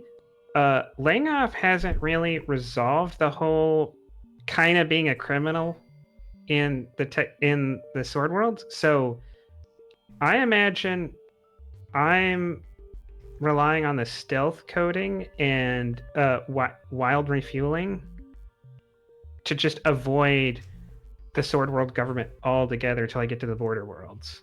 So my jump to Narsil, and I think, is the only one. Yeah. But Narsil is basically just like, don't look at me, please. Give me intelligence streetwise 2 days. I'll give you +1 because you have a stealth field in place for your ship. Let's see if anyone, any traveler, any bounty hunter, anybody has a chance of seeing you, and you're making efforts to make it that they don't find out.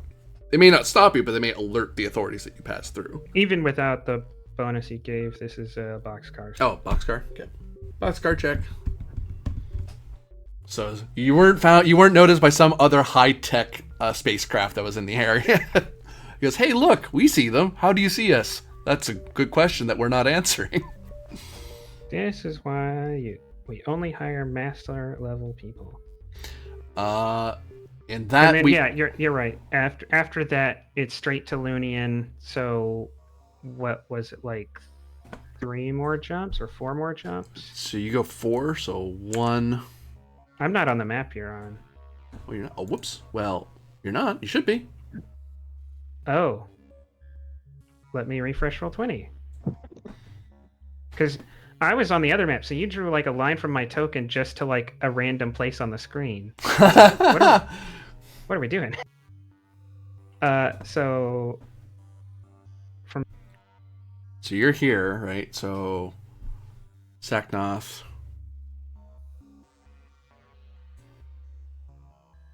Oh, probably a straight jump to Warden.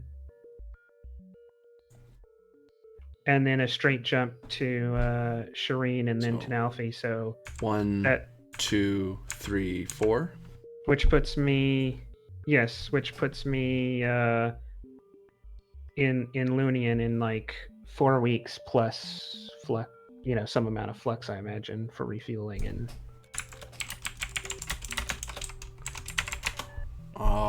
Is there anything during those 4 weeks Tarpon is going to be up to? Because mysteriously, the princess won't be summoned during those 4 weeks. Wow, mysterious. It's so mysterious. Yeah, Tarbin is going to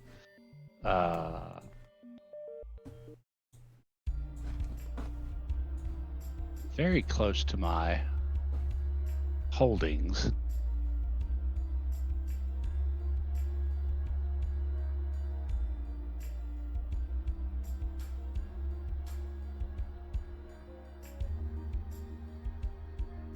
Okay. Yeah. Tarbin, for one thing, is going to meet this Sir Wendell and do a little, lordly hobnobbing and learning about what the hell's going on.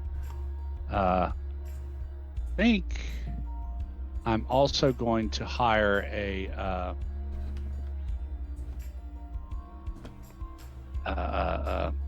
mineral survey group to go to Goram and do a proper survey of the system with an eye to exploitable resources.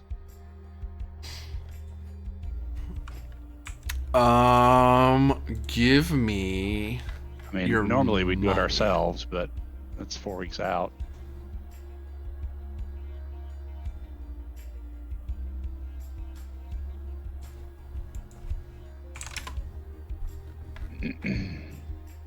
What am I giving you besides a hard time?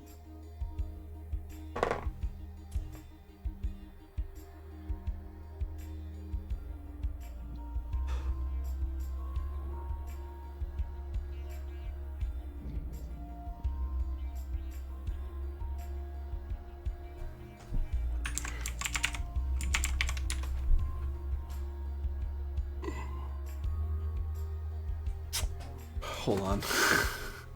I just did some random rolls that are not in your favor. So. Oh, right. That's why. Right. Okay.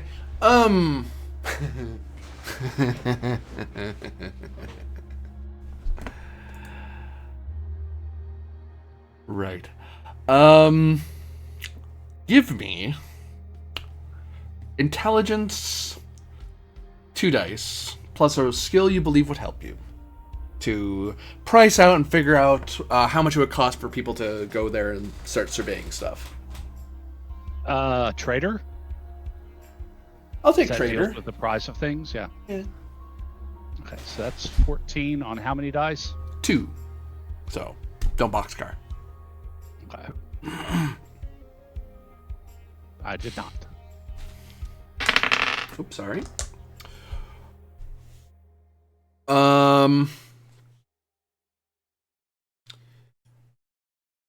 You learn that by certain writs of the Duke of Linian, Gorham is only to be surveyed by master qualified scouts and surveyors who are of appropriate social standing as to respect the forbidden, the secrecy laws regarding the planet and the security measures and protectoring of the planet. And then you start pricing it out to find such people. You're looking at 250K to hire someone to go there and survey the planet in detail. Well, I want the planet and the asteroids and the whole. I mean. Oh, you want more than the planet? Oh, hold on. Yeah, because I think there's.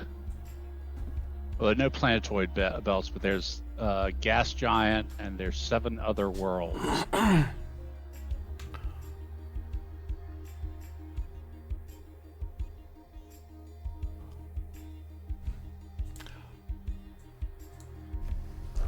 Really, the Duke must have been annoyed that they made him give you land. But I mean, there's nothing preventing, like, if I decided that I was going to go and check things out, there's nothing preventing me from going to my own. Yeah, it's your territory. It's like, I can just go. It's like, you can. All by your lonesome. Vulnerable and scared. I mean, it's your land. You'll be fine. Not in the Void Gazer.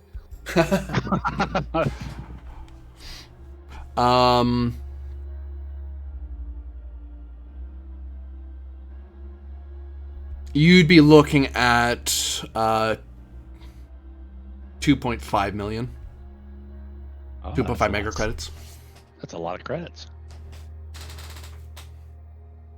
And there better be some valuable mining there, or Tarbin won't see a return in his lifetime. Yeah, there's that. But hey, a bear who plants trees that he'll never sit under and eat honey is a wise bear. Or something. I mean, we could do it ourselves, but I'm afraid by the time you get here, everything's going to go in a whole other direction, you know? Well, you probably want to do it anyway. It doesn't sound like this is something you want to bring the company in on, right? Right. This is your personal interest. Right. Not until I find out there's something worth doing there, and then we create a mining company, and yeah.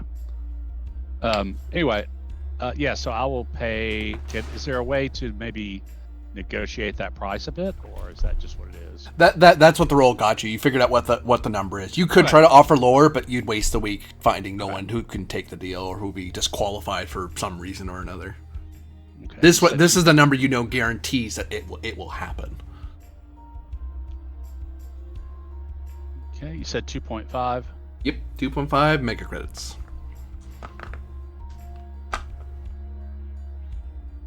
Come on, calculator, help me do math. Don't forget Which, me. I mean, we just did hire a. Tarbin doesn't know this, but I did just hire a master level synsop. So if we do manage to squeak out the time, we could really find out everything there is to know about that system.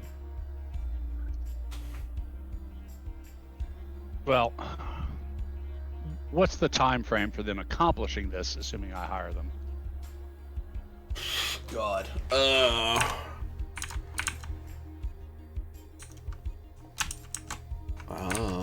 Alt tab, please. Thank you. Nope. Yes.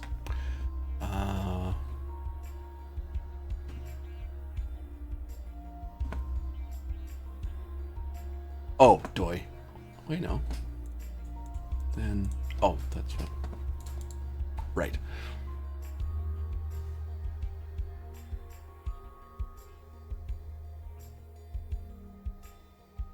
Oh. In total, about 9 to 10 months. Yeah, we're not going to have that kind of time, are we? That's what it would take us to do it properly, too, right? It could take shorter, it could take longer. 9 to 10 is a number I know they could easily detail every single tile of every single planet in world. They'd be able to pull it off in that time frame. Yeah, I don't think you want. I don't think you want or are probably going to be able to convince us to spend that amount of time. You're going to want to hire this out. Also, consider that you don't have a spaceport for them to go to. Right. So if they want to do it, they'll either have to wild refuel on the one gas giant you have. And if they want more supplies, they'll have to have people ferry stuff out to them because they're basically on an expedition inside the Imperium. Sure. Okay. I will spend the 2.5 mega credits. Oh, so expensive. And maybe to eliminate part of that, or just to help yourself in the future, fund like what's the smallest level of starport, like the lights with like a simple refueling station. Hold on. I'm only going to invest that kind of cash if there's, like, my plan was if we find that there's exploitable, valuable resources of some type there, then I'm going to figure out how to build a small mining station. So I mean, there's a docking port stuff and can support a mining concern there, and it can grow from there. But I don't think it's worth the investment it could be one of the things we like put a resource unit into, and then pay a kickback to Tarbin or something. So essentially a bare spot of bedrock with no fuels, facilities, or bases present is Class E. Right. Class X is there's nothing there. It's just there. I mean, it's moot anyway. That was my question, and he doesn't. Yeah. He's not interested in that at the moment. Yeah, I mean, not at this point. If there's something worth exploiting there, then then it becomes a whole potential large investment. But So yeah, you fund an expedition to a scout, a thorough rescouting of the star system. What?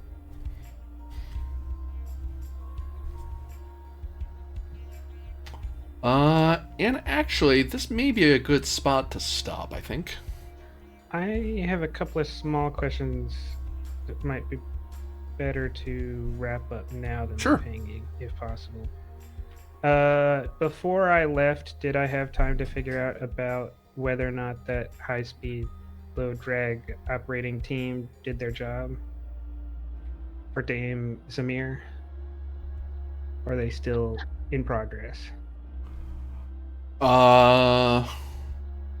You wouldn't know yet. Okay, and Because by the time the mail would take time to get to. That's kind of why Tarbin's in a weird way, because he doesn't know that the situation in Darien's changed. okay, and the illegal Sword World mail contract and the illegal Imperial mail contract, am I able to drop those off?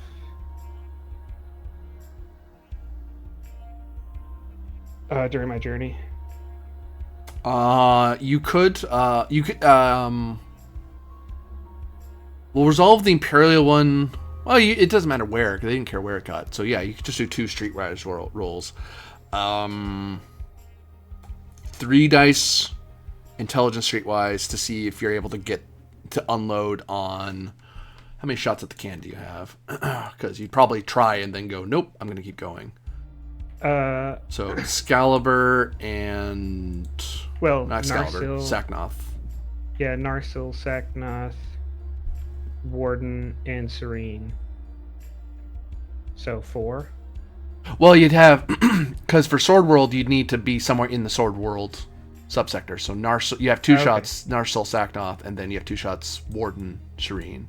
Well, 3 technically once you get to Lunian, but once you're at Lunian, we're going to be catching up again. Okay, so Narsil succeeds. Okay, so you're able to drop off.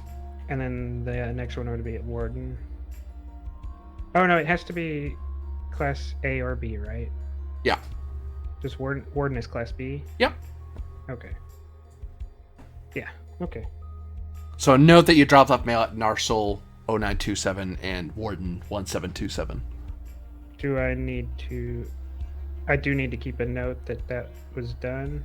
Yep, because you could follow up on those ventures, because you now have contacts in those areas now. Okay. In the rogue community, which are, you've now established that you have them, because you would have learned about those things, which may or may not be helpful to you in the future.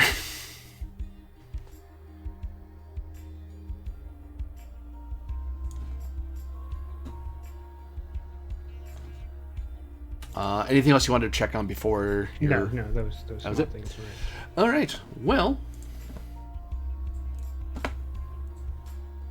that will be it for now, because we are getting into a rather key moment in the current tale of the Travelers of Galatine and their influence over the region. So, let's see. A planet's going to be taken into technocracy. A grand plot was foiled. A corporate executive was assassinated. And an imperial princess is colluding with you guys to escape the possible fate of the Third Imperium. So nothing major. I wouldn't worry about it. Everything will be fine next week. I also cooked an amazing meal. Yes. For all of you watching, thank you very much for watching. For those of you playing, thank you very much for playing. And we'll see you all again next time.